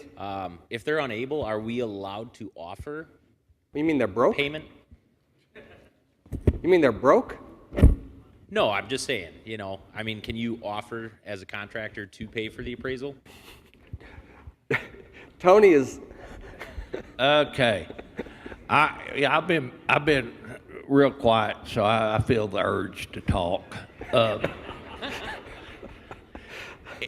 Okay, here's the thing. Official wording is the two parties to the contract have to hire their own independent, competent appraiser. That's pretty much standard. We see different appraisal clauses in different state regs, but in general. Okay, side part is we don't care how it's paid for. That's between you and the homeowner. But, if you're going to discount the appraisal fee or something like that, you need to work it out with the homeowner or the property owner, and that's y'all's agreement. But your safest bet is if our payment comes from the property owner. Yeah, we don't. The insured, homeowner or property owner, in the case of a commercial, has to be the one that signs the contract hiring us. Okay? They have to be the one that sends the demand letter. Right. In fact, we recommend that even if there's a PA involvement or an assignment of claim, we still recommend that the insured sign the demand letter. It just makes things go smoother. I mean, do you want things to go clunky and slow, or go through, or grease the rails? If you want to grease the rails, have the insured sign the contract with us and sign the demand letter. And the payment, again, we can send out an invoice with a button you click where they pay with a credit card. We can do that for the retainer, and we can do that for our final bill. If we're doing a large commercial one, we bill every month, interim billing, because it may take several months on a large commercial one. Like this one I'm doing in Dallas I was telling you about, this $2.8 million one, it was taking about 6 months. But it's $2.8 million. You know, you're not going to settle that one in 2 weeks. And so we send the bill out to the insured. If some other person wants to click on that button and use their credit card, that's none of my business. I don't even have the ability to find out who paid. All I know is that it was paid. In the back, far back. Thank you, Steve. Could you re-explain just briefly when you said the definition was injury to or destruction of or loss of use of tangible property? Could you kind of clear that up a little bit for us? So the definition of property damage in the homeowner's policy is, in the definition section, is injury to, destruction of, or loss of use of tangible property. Injury to is your cosmetic damage. Loss of use is your functional damage. That's what that is. Yes. A couple parts for you. Closer. Are you familiar with the fact that in Illinois, if the insured wins an appraisal, the insurer has to pay all associated fees? I have heard that. If the appraiser's submission is upheld in full. So if they settle in the middle, that's not the case. Okay, so so then I think the award has to be Give the guy that just made that comment the microphone just a minute, because that is a key, the way I... Say that again? Would you want me to repeat it? Repeat what you said. My understanding of it, at least, based on how it's worded, is if the insured is the one that requests the appraisal, and the insured's appraisal is upheld in full in the process, 100%, then the insurance company needs to cover all costs, which maybe it's why I always get rejected when I try and send the appraisal, because I send the contract in for like $10,000, and they don't like that very much. Well, that's the way I understand it. Yes. And so if it comes in $1 less, so you're saying, as the contractor, you're saying it should be $20,000 and the carrier's at $12,000. If it comes in at $19,999, guess what? The insured is having to pay the appraiser and their half of the umpire fee. But if it comes out at the full $20,000, if the insured demanded appraisal and got the full amount that they were claiming, then in that case, then yes, the carrier also has to cover that. Don't hold your breath. So is it a smart angle to take with go low on the appraisal but just crazy high on the appraisal fee if you're confident you're going to get it, or is that a bad plan? Well, I'm appraising for $5,000, I'm charging $10,000 for the appraisal because there's no rules, right? That's what I was just getting ready to mention. You know, you got to use a little sense on that. Time is money. Where you might normally go after $20,000, if you think appraisal's going to cost $4 or $5, then you might want to just go after $18 and try to compromise with the other appraiser. Let me tell you what happened. Oh, it's not uncommon for us to come in at a higher amount than the contractor's estimate. It's not uncommon because maybe you guys left out a few things. Maybe you forgot to include this detached garage over here. You didn't notice that there's paint damage on it. There's in fact, there's aluminum siding damage on it. And you missed that. And guess what? It can't be matched. So now we got to do all the aluminum siding on the entire detached garage. Now it's $5,000 more. And the other appraiser says, wait a second. The contractor's estimate is for $20,000. We can't go more than that. And I said, what are you talking about? I'm an independent appraiser here. The contractor can't make a mistake? Shoot, look at all the mistakes the carrier made. They made $8,000 worth of mistakes, and they missed the garage too. So we end up coming at 25. On my commercial, I'm always higher than the contractor. Yes, Okay, so an adjuster closer, comes. closer. I get an adjuster comes in and gives me a scope of $19,000 on a commercial roof. I give it to my public adjuster. He sends him back at $400,000. The insurance company calls me back and says, no, that guy was just a field adjuster. He doesn't make the final decision. We're going to send you the real adjuster. So another guy comes in. He says, I am the head honcho. What I say goes. He gives me an $850,000 scope. He goes back to the company, and now the company calls me back and says, we are sending the real adjuster. The real. Yeah, along with a structural engineer. So the structural engineer is a jerk. He won't talk to me. He won't say hello. He's just a robot. And now, a month later, month and a half, he comes back to me and says, we believe that the damage was caused due to the poor conditions of the roof. So Lack of maintenance. We're under investigation, going to revise the whole thing. Meanwhile, the property owner is going crazy because the factory is getting soaked every time it rains. All the equipment is on the sides. He can't manufacture. He can't do. Now he wants to take legal action against them. And I'm sitting in the middle just, I don't know what. I would sure hate to be the attorney representing the carrier when you have evidence of one of their adjusters said 400 and the other one says 850. I would hate to be his attorney, their attorney. Did the last adjuster make a settlement offer? Verbally, nothing in writing. He never got to the writing part. We were Verbally, what amount? He told me, the owner and the public adjuster, the $850,000 amount, and he says, what I say goes, this is the amount that we're gonna settle for. Fine, we're happy with it. Done But fine, write us a check, sign a proof of loss, and never turn did. around, demand appraisal. That's when the insurance company came back to me and said, no, we're gonna send an engineer and the real adjuster, which was a lady. Well, okay, did the real adjuster and the engineer make a settlement offer? No, not yet. That's what we're waiting for. Okay, stay after them to get that settlement offer.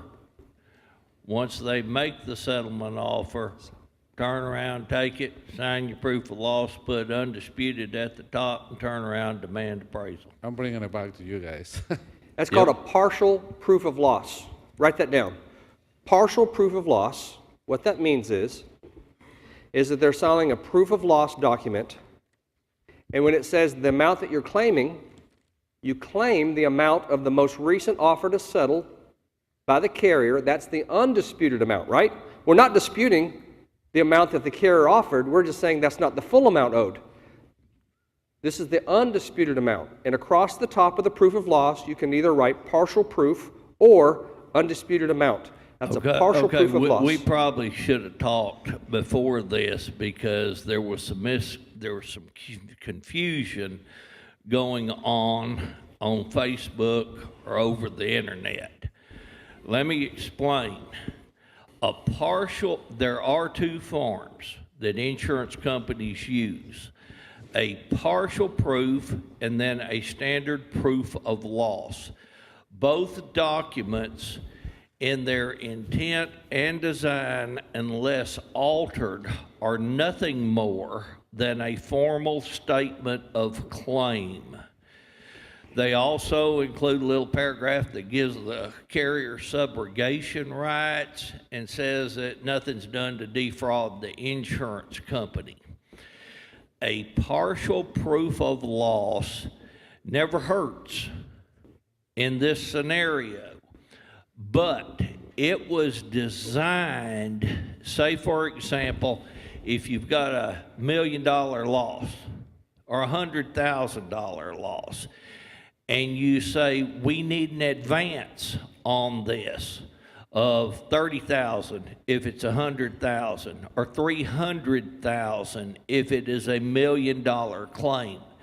At that point, the adjuster can use a standard proof of loss form for that and label it partial, but the proper way to do it for an adjuster is to have you sign a partial proof of loss, say for that $300,000 advance.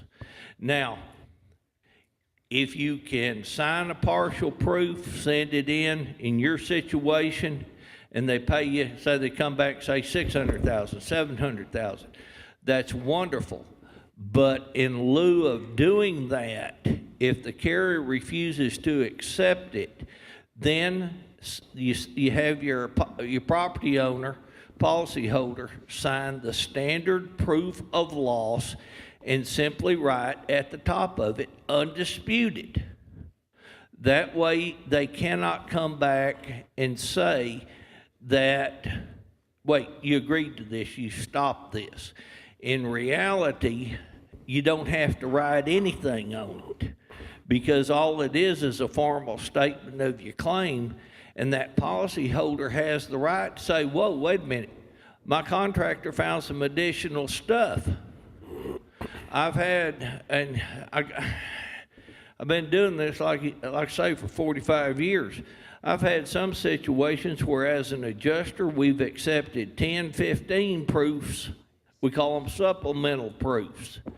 Also, as a public adjuster, I've sent in 15 proofs, increasing the loss each time. But it is a misunderstanding whenever you say that a partial proof is the only way you can deal with it or address it. I'm sorry, Steve. If you want to read more about proof of loss, read it in the ebook. It's really, I mean, we could do 2 hours on proof of loss. Y'all probably, most of you have never heard the term before, the phrase. So it's in the book and you can read about it. You need to call Tony. It's in simplest format. It's a document wherein, under the old standard Chicago fire policy, where all property policies evolve from, it's just a formal statement of claim. The main thing that you always have to watch out for is, do they have release somewhere on a document or check? As long as a release is not signed, then it's not over till it's over. It's a sworn statement in proof of loss. That's what the official title is. Sworn statement by the insured that everything below is true and accurate to the best of my knowledge in proof of loss. This is to prove, who's the burden of proof on in a loss? The insured. The other ones make, I claim you owe me $100,000. And the other guy says, prove it. Who's the burden of proof on? The insured, because they're making the claim. It's their claim. They own the claim. I go into that into detail in the book also. That's one of the advantages that we find in appraisal. Once the carrier has made an initial settlement offer, they've accepted coverage, they've acknowledged damage. Therefore, if I'm on a roof and the carrier's appraiser comes up to me and says, prove the loss, the policyholder is required under the policy to prove their loss. My response, being the eloquent type person that I am, is, excuse me, Scooter, I don't have to prove nothing to you. The insurance company has already acknowledged the loss. They've already acknowledged damages. Now, Scooter, our job is to determine the amount of damages. He gets away with things that I could never get away saying something like that. Yes. Question. Yeah, in curiosity, how many percentage you guys settled before the umpire selection? On the residential side, about 50%. On the commercial side, most go to umpire, because let's say that the amount that you're claiming $500,000 and they come in at 90% of that. They make the other appraisers at 90%. That's $50,000. I mean, you could take that $50,000 to umpire, and let's say that it costs $20,000 to make 50. Is the 50 legitimate? Sure. We got an award for including the extra the extra 50, but it costs 20 to do it. Is that a good return on your investment? Yes. So in that case, that even a 90% isn't sufficient, we're going to take that to umpire in that case, based on my experience. What about you, Tony? What are your percentages? Almost everything I do, I take to umpire. It's simply, if I, put something down, I believe that I'm right. And again, I talk commercial numbers. If the other appraiser's at 200,000 and I'm at $1.5 million, fine, Scooter. Let's roll the dice on that 1,200,000 because I think I'm pretty good at convincing an umpire I'm right. Why would I want to agree to 400,000 or 500,000 even if he would up his numbers whenever I've got at least a 50% chance that I'll come out with more than that? Yep. Yeah, I have one more. What if insurance company not agree to select the umpire, Tony as umpire? Don't they have to agree each other? Insurance company, insurance appraiser has their own umpire candidates, right? Okay. The standard wording on the clause is that either party may, and I'm paraphrasing, either party may demand appraisal. Each party will select their own independent competent appraiser, and then the two appraisers will agree upon an independent competent umpire. Failing to do so, either party may request to the appraisal, the carrier appraiser or the policyholder appraiser may go to the court of jurisdiction and request that a court appoint an umpire.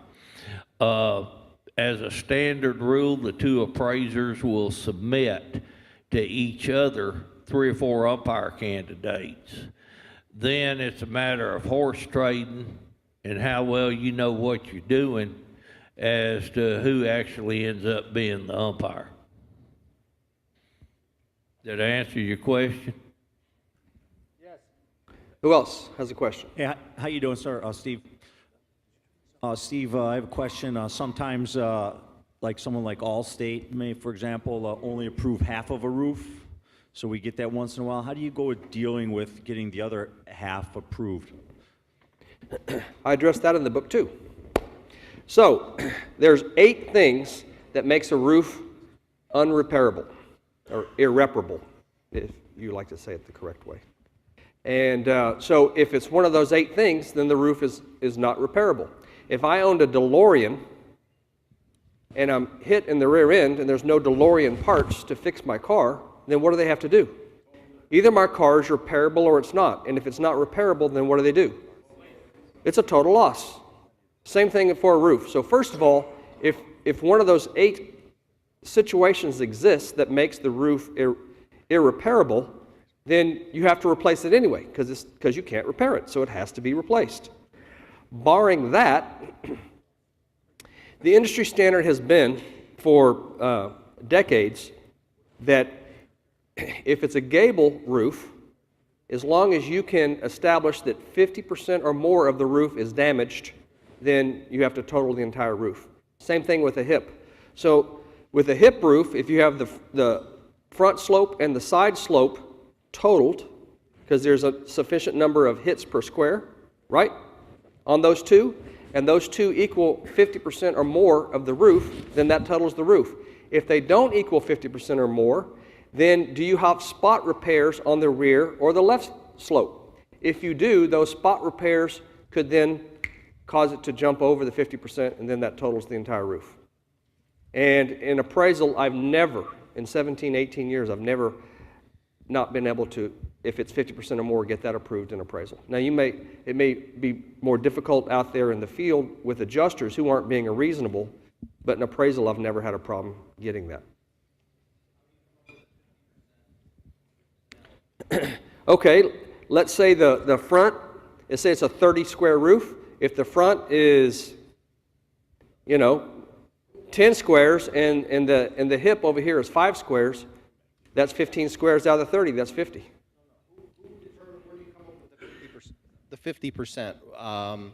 It's just an unwritten industry standard. So the insurance companies know that because I've heard them tell me it has to be 75%. I've never met an or more. appraiser that didn't know that. Yeah, that's Okay. Well, they can say anything. They can say 90 if they want. Hey, Steve, adjusters can and will. I've seen it thousands of times.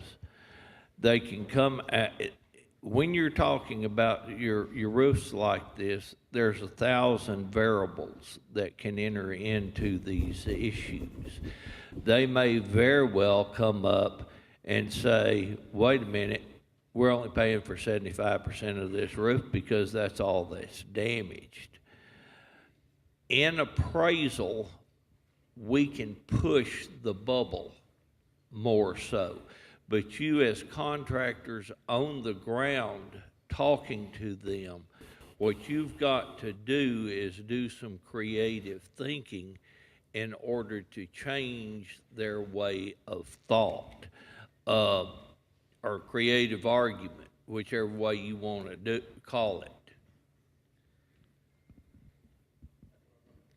And that's where our chapter 11, I rewrote that after the wind, the storm, because I had so much feedback from you guys. I completely rewrote the chapter 11 in the book, which is the Q&A. It's the question skillfully and listen carefully chapter. And it's a lot more extensive. So really study that chapter 11 that teaches you how to question skillfully and listen carefully, because if you can hone those skills, it goes a long ways to be able to persuade reasonable people to do reasonable things. If you're dealing with an unreasonable person, then you're wasting your time. But if the guy can be reasoned with, then learning how to be good at reasoning with reasonable people will get you good results. Can we block an engineer from getting on the property? I didn't hear what you said. Can we block the engineer from coming to the property because they're a third party and technically, you know, the homeowner has a contract with the insurance company? I know they're allowed to bring their experts there, but if they want to escalate it to an engineer, can we say no? Inside of any property policy, there are conditions in the policy. The conditions are the things that both parties have to adhere to. The insured has to make prompt notice of loss. They have to give access to the property, blah, blah, blah. Give access to the property to who? To the carrier. Exactly. Okay? So if the adjuster's coming out there and he's bringing an engineer with him, can you tell the engineer to get off? Or worse. Well, let me throw this scenario at you. The adjuster agreed, printed the scope, then management got a hold of it and said, we disagree with our adjuster, we want to bring in an engineer. Well, the fact that their adjuster had said what he said is evidence. Evidence that can definitely be used in appraisal, and it can certainly be used in court. Get that adjuster up on the witness stand in litigation or in a deposition and say, did you say this? And he says, yes. Wow, that's powerful evidence. How would you like to be the lawyer for the carrier when the jury hears that? Well, I got the scope, not just the word, but the thing is, they won't release the check without an engineer signing off on it. So my point is, no, it doesn't. Yeah. I mean, do I have a legal right to say no? My version is you really don't at that point. Now, if they try to bring out more than one engineer simply because they're shopping that version of the report that would save them money, then the policyholder can reject that. Yep. But you're going to have a hard time telling them, no, you can't send your engineer out here. Now, that's the strict version. I've also seen roofers grab engineers up and threaten to throw them off the roof. That's what we're trying to avoid. You laugh. We've seen quite a number of things over there. Let me tell you what, if the insurance company, look, whether you're going to court or you're going to appraisal, it's an issue of evidence, right? You have the scales of justice thing, right? He who has the most evidence wins. Clink. So if they're going to provide evidence that there's no damage with an engineering report, and their side goes like this because they have that evidence, then what does the insured need to do? He needs to counter that evidence. And how does he do that? By having his own engineer report. So if they get one of their, captive engineers, and we all know their names, right? What are some of the names? Yeah, we know their names, right? They're the usual suspects. And they're going to come out and they're going to say whatever it is that they're going to say. Sometimes they're told what to say. It's been stated that maybe they say what they're told to say. Up on the stage, I'm not going to say that that's true. It is suspect sometimes, I must say. So, you're going to have to counter their engineer with your engineer to cancel out that evidence. Otherwise, they have evidence that you don't have, and it goes like this. So, he who has the most evidence wins. And if they're providing evidence, you have to be able to counter that. Now, this is before you go to the next question, all of this is always a work in process. And then the discussion that's gone on regarding stopping an engineer, Ed, where you at? Ed Faco. Ed Faco. Oh, there you are. Ed, you put a post on Facebook here a while back that I told you was really too wordy for me, but you made an excellent point to the carrier wherein they wanted to send an engineer out, but what he did, he sends them his letter back and says, well, that's fine, you can send an engineer out, but do not send one of your biased engineers or something like that. Do you remember the way you wrote that?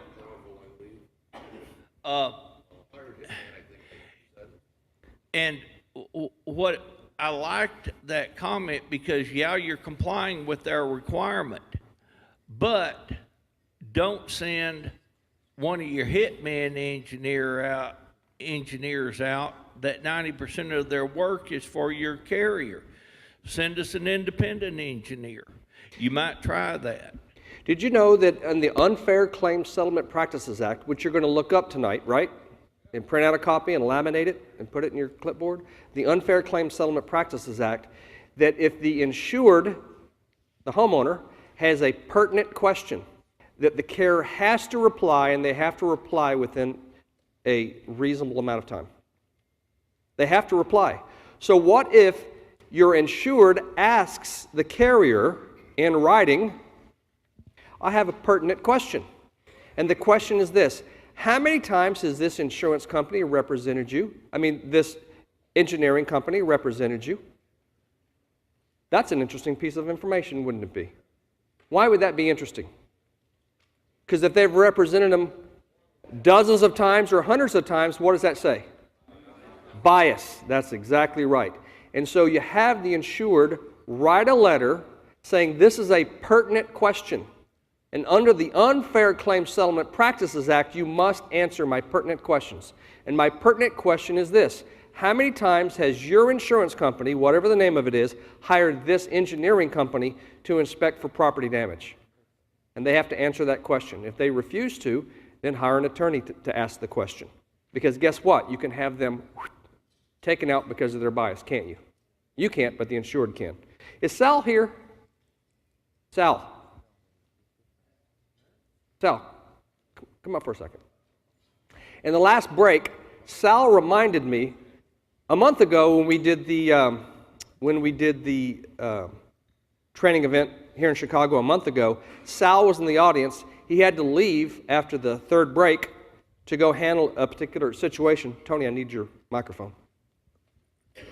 He had to leave to go handle a situation, and he came back and he said, I just went out and met an adjuster, and I used the things you were talking about this morning, and what happened, Sal?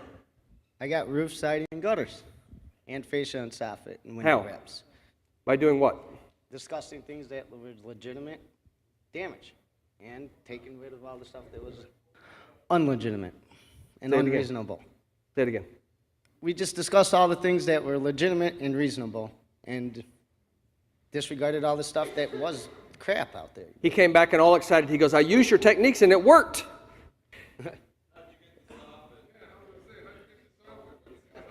The way the siding was installed.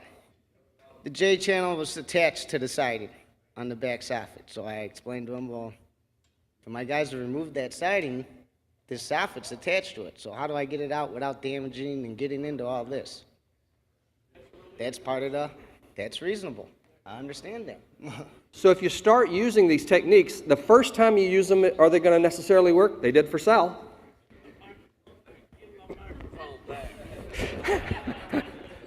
Sorry about that, guys.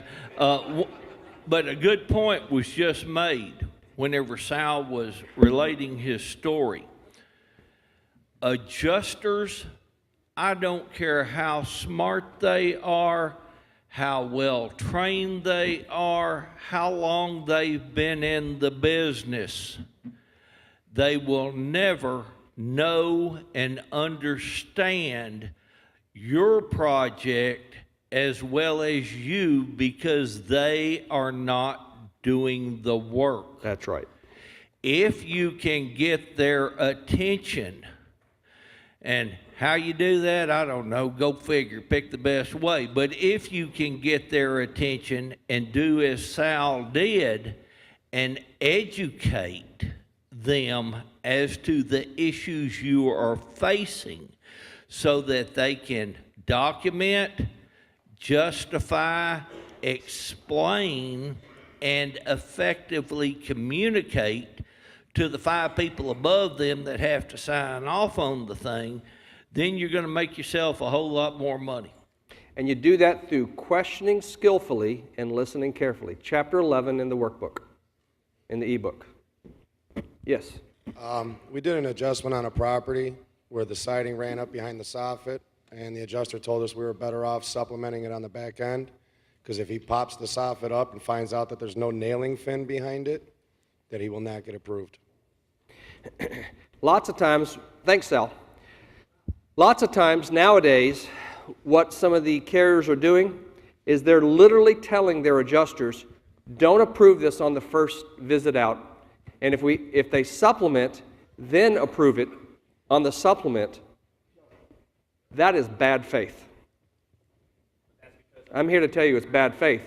They're playing a game that if you ask once, we're going to say no, but if you ask twice, we're going to say yes. And it's a predetermined game where they've told their guys, don't approve it on the first one, but do approve it on the second one. And so the adjusters will actually, because they don't realize that what they're saying is giving evidence for bad faith, they say, we can't approve it without a supplemental. So if you file a supplemental, you'll get approved.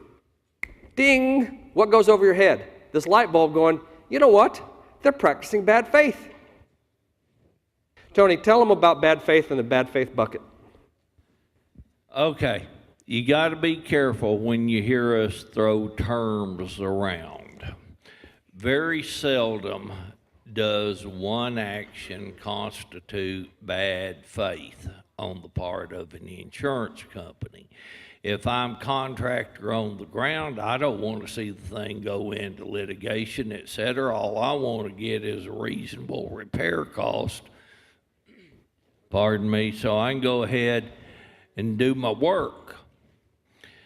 But as a general rule, you know, you need to be aware of this stuff. I mean, you can go up to the adjuster and say, oh, you're doing stuff in bad faith. Well, see how well that works for you. Not. Anyhow, as a general rule, when dealing with difficult issues where I believe bad faith is present, I visualize having a trash can sitting over there in the corner, and every time something pops up, I throw it in the trash can. You document it. When I'm done, if the trash can's half full, that's when you take it to a lawyer and say, have we got grounds for bad faith? So in other words, you document what was done, what was said, date, time, you document all these things. If the insurance company is in fact truly acting in bad faith, if they truly are, then the insured documents all these occasions, and all these occasions taken collectively then could be used in a bad faith litigation. Yes? All of us here knows that Allstate is in bad faith almost 95% of the time. Yes. And that's just the truth. I've seen it with homeowners that have had no claims for 35 years. Every house is done. They're sitting there with 15, 20 tabs missing, and Allstate, oh, it's a repair. It's just a repair. No matter how diligent you are, how smart you are, how you tell them it's not repairable, it's just like you're talking to dead wood. All right, I'm going to give you an Easter egg. Write this down, guys. Nelson Architectural report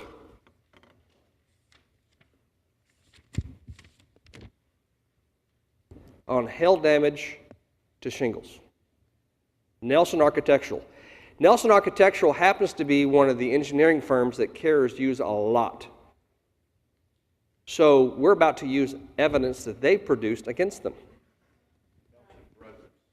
Now they're called Nelson Forensics, but at the time when they come out with the report, it was still Nelson Architectural. That's right.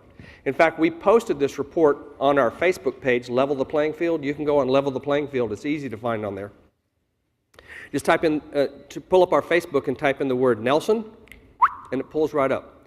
It's a report, and on page like 8 or 9, it says that if shingles are headlapped, you know what that is, right? They're headlapped. You have the correct exposure, and you have the nails, 4 nails across the middle, and then you have the 4 across the top inch. If they are truly headlapped and not high-nailed, then you have to manipulate 14 shingles to replace 1 damaged shingle. And that's a 14-to-1 repair ratio. So for every 1 shingle that's damaged, you have to replace 14. So now if you have 100 shingles that they're saying are damaged, then they have to replace 1,400. Because it's a 14-to-1 repair ratio. This isn't what Steve Patrick says. This is what Nelson Architectural, one of the companies that the insurance companies use all the time as an engineer. That's what they say in their report. So you pull out the report and you go, here you go. What is it for 310? It is 310.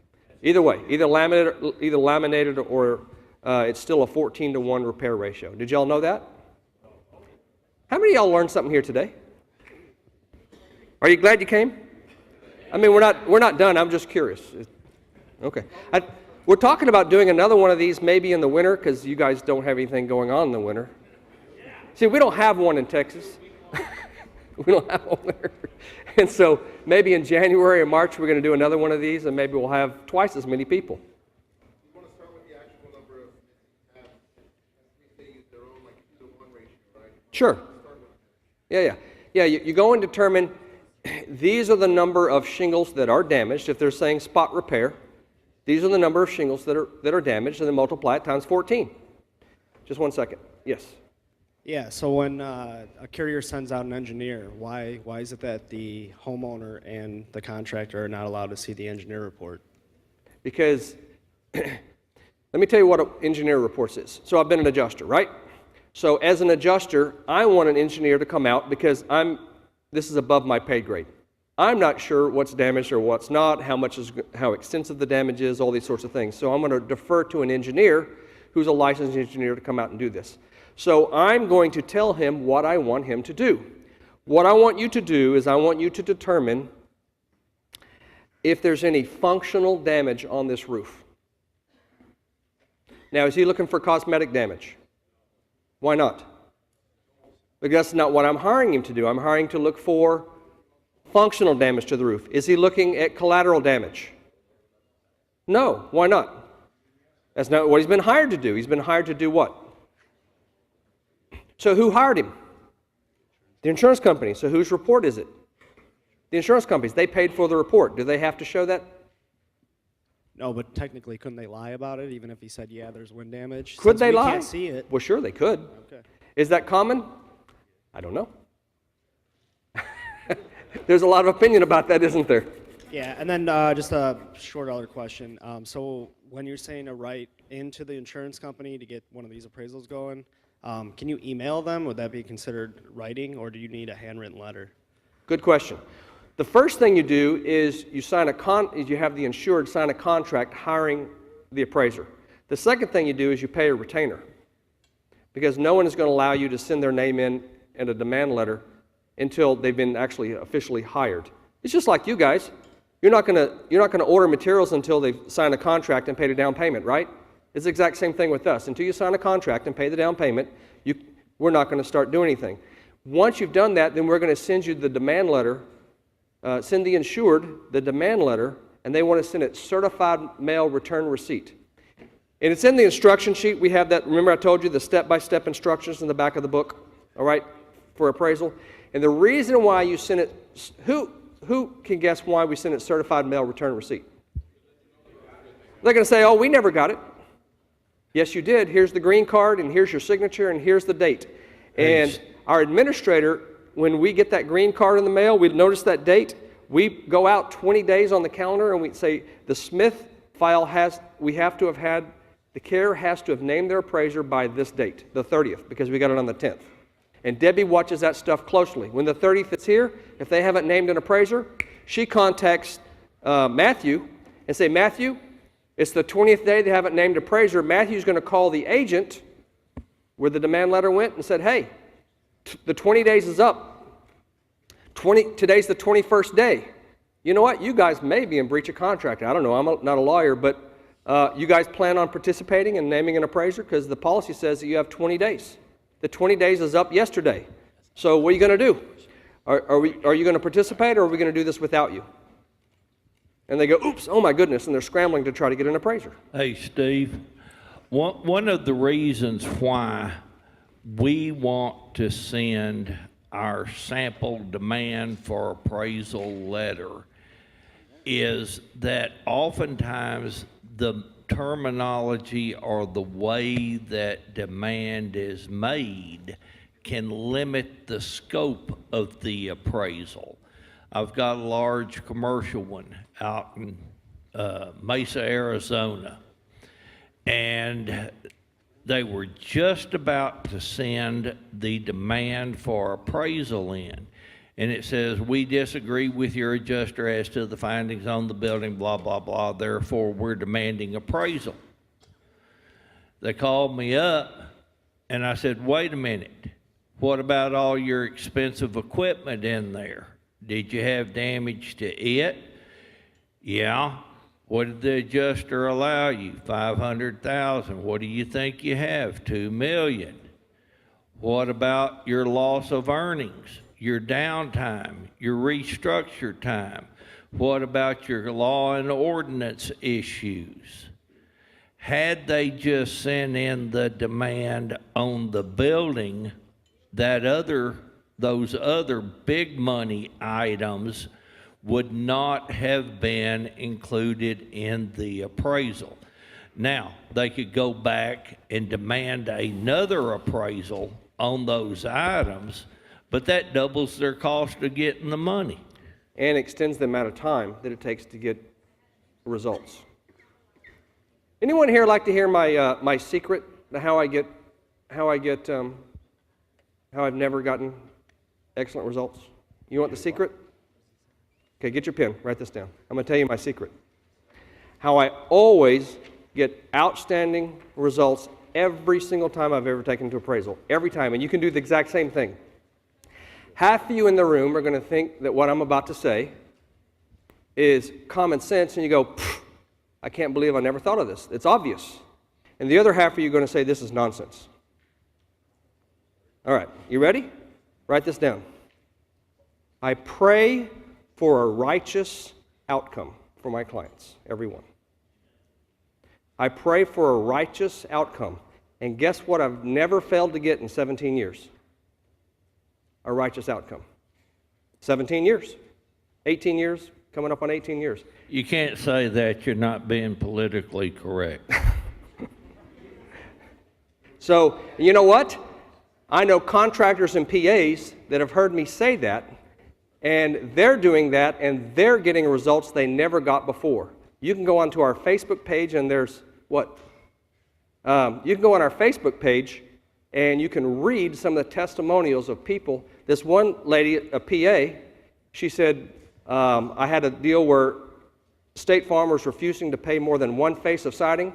I prayed for a righteous outcome, and the next day they gave me all 4 sides. That's what she put on our Facebook page. Can contractors do the same thing? You don't have to have me doing it. You can do it. You can pray for your clients. What's wrong with that? So there's my secret, and it gets me excellent results. Yes? Yes, sir. My name is Mark, and I'm new in the, I guess, last year, maybe in the Chicago area. And I've traveled for the last 20 years working both as a restorer and as an adjuster nationwide. And I'm up here working with the company right now that attended one of your last seminars. And I noticed on your sample estimate you had up here today, I saw for the first time ever in all my years of traveling, all the line items with the OSHA rules on there. Mm-hmm. And this particular vendor has about 20 claims sitting open for over a month because they're arguing over all these OSHA line items. And I said, I just told this person direct. I said, you're only talking about $1,000 or so here. Look at the size of the claim. I said, I can guarantee you this roofer is not going to follow all these rules here. He's not going to have somebody, without getting a specific, some of the line items. I said, you need to close these files. You got too many files open. Look at the size of the claim. Look at the dollar amount you're fighting for. A month and a half of leaving these files open is not worth it. Yeah, you have to pick your fights. You have to determine whether or not the amount of time that you're investing is worth your return on investment. If you're spending 10 hours to try to get $500, you could spend that 10 hours and go get another client and make a whole lot more than that, couldn't you?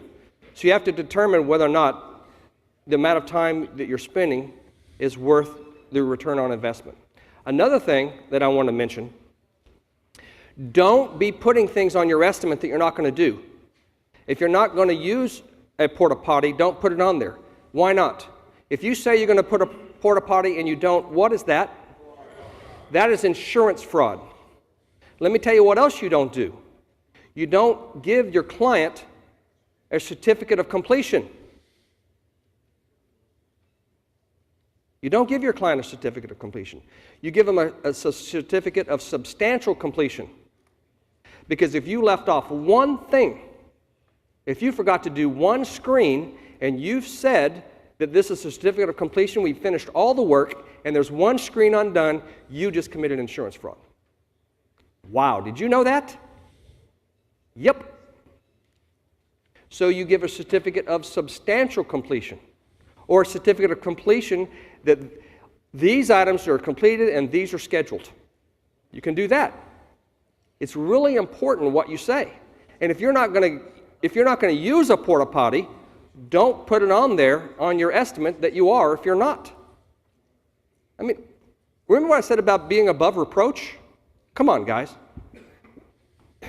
Let's be honest and do the right thing. That's what we're asking. We're asking the carriers to do the right thing. We need to do the right thing. Correct? Am I right? Yes, Marcus. Playing devil's advocate on that a little bit. Yes. I'm sorry. Hello? Oh, was that for me? Okay. Yeah. To play devil's advocate on that just a little bit, wouldn't those things that, the OSHA and all that, wouldn't the argument from our side be, well, these are things that should have been in there in the first place, like on the claim? Sure. And then, so let's say the porta potty should have been there, and then it doesn't get used. There's still an ACV, portion of that line item that would go to the insured, or whatever line item there is. Wouldn't the argument be that it should have been there already, and so whether it gets done or not, there's still a portion of that the insured is entitled to? You know why? If I'm going to go buy a house, and they're offering the house for sale for $200,000, am I obligated to offer $200,000 for the house?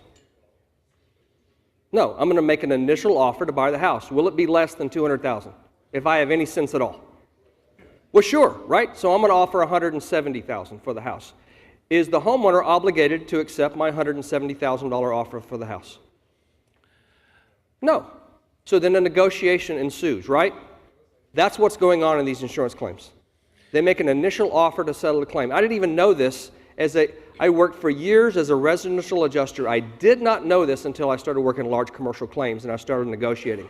And I didn't realize that I was in a financial negotiation all along for all these years because they kept me in the dark. They didn't want me to know as an residential adjuster that I was in a financial negotiation, but I was.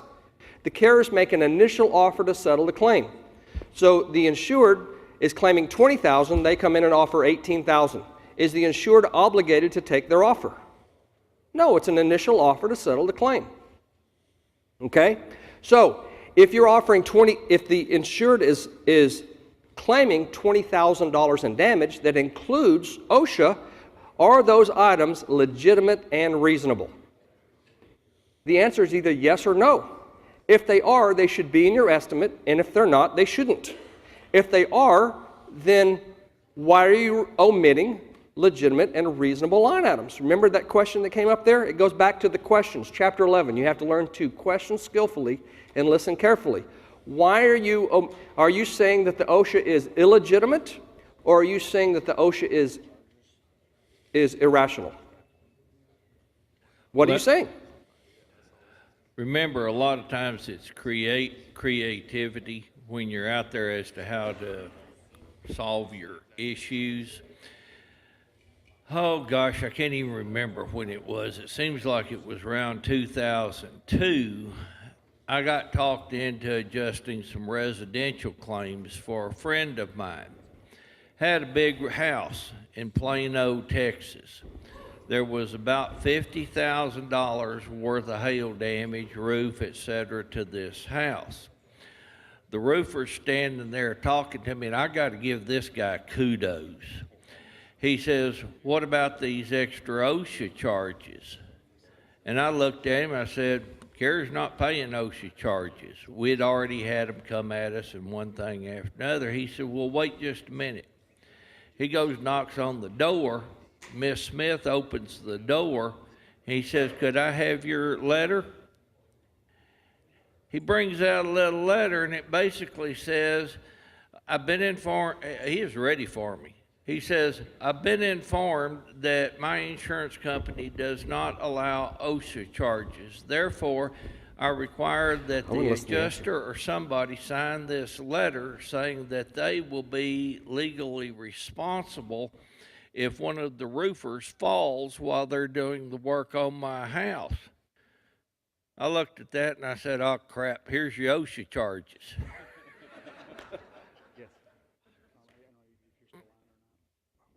I have done that in assorted formats, primarily years ago as a public adjuster after I had my experience, and I've also pushed it in appraisal.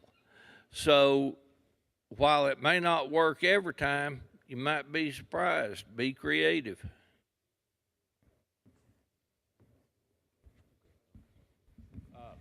You discussed tar line earlier. You discussed the tar line earlier and getting that bought. Car line? The sealant line holding the front of the shingle down, Mastic. and how if that gets blown up and how to get the rest of the roof sold. Yes. I go against a lot of roofs that are installed properly. If they're not nailed correctly, and you've got a couple patches here and a couple patches here of shingles being blown off, what's the best way to get that paid? Okay, there's a principle in insurance called subrogation. Y'all want to write that down?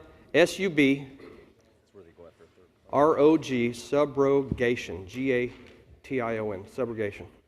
What it means is that the insurance company can stand in the shoes of the insured.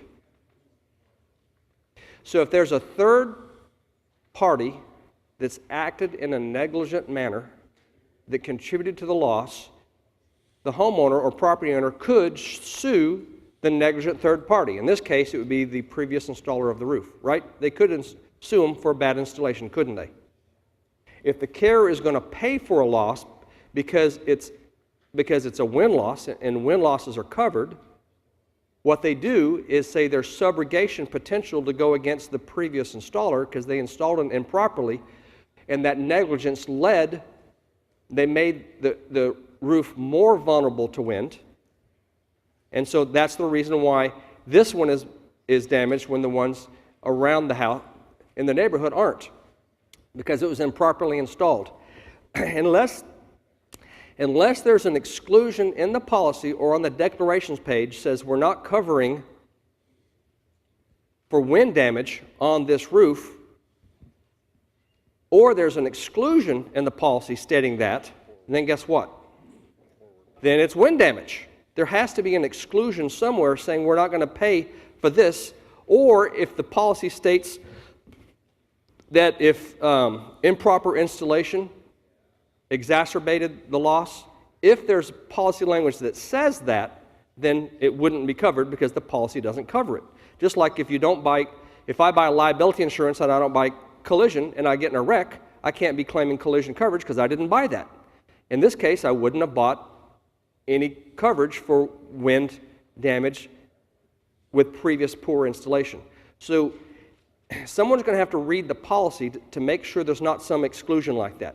As long as there's not an exclusion against that, then guess what? Wind damage is wind damage.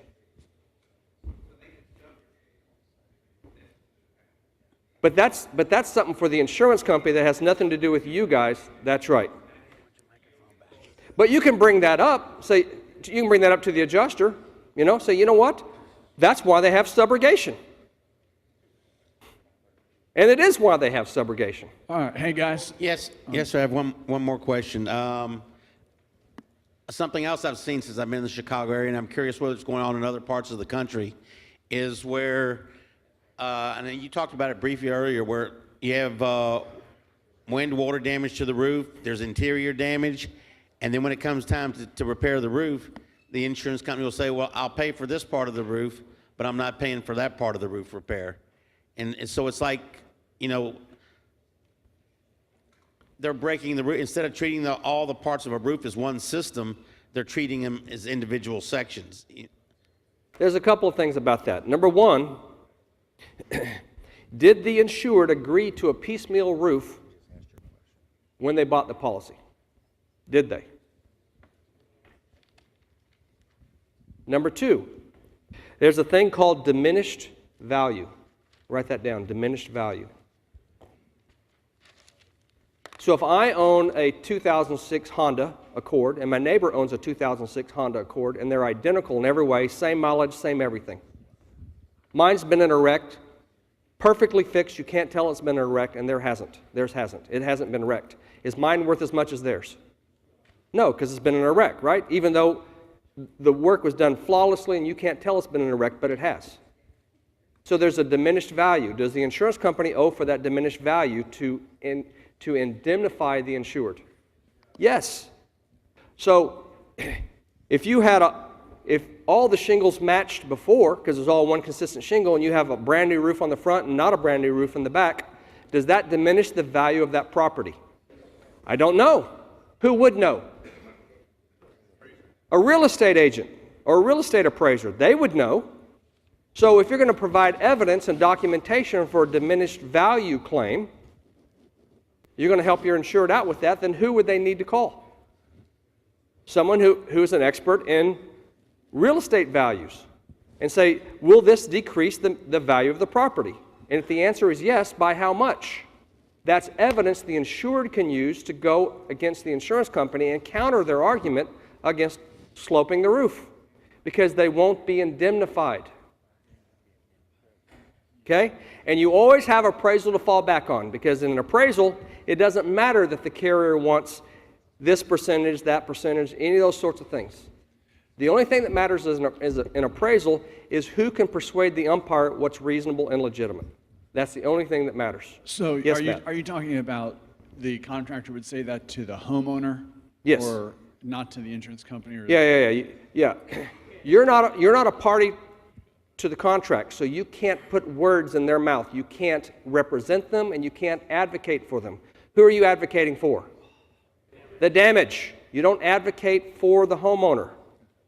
That would be an attorney or a public adjuster could represent them, or they could say it themselves, but not you. You're the contractor. You're there to do the work.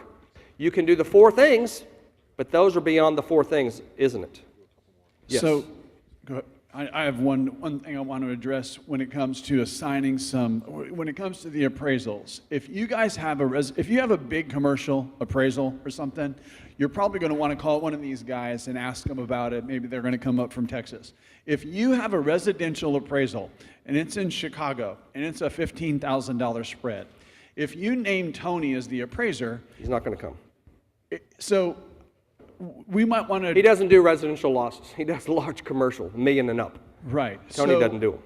it begins to present a problematic or potentially problematic, step or where Tony's the appraiser on something and I'm 3.5 hours away and I can be here real easy to serve this area. So before you name someone as an appraiser, make sure you know who you're naming as the appraiser and are they going to be able to actually come to scope and all that kind of stuff. If it's behind the desk, no problem. Actually, y'all don't name the appraiser. If you're hiring LPLC, we name the appraiser. We decide which appraiser. You tell us the set of circumstances that you have, the spread, what kind of property, and everything like that, and we assign the appraiser because we know who's best suited for that type of property and those sorts of things, because you don't know our guys. And also, depending upon the issues involved, how to contain the cost. Correct. On it. You don't send me something if you're going to contain the cost. One other thing I want to say, I don't know what time we shut down, but we came to town to try to be of as much help to you folks as we can. And I happened to notice that they got some comfy couches out in the main lobby. So even after we shut down, if you still have questions or something, give me a few minutes to get located on a comfy couch and we'll sit there till whenever and try to answer your questions.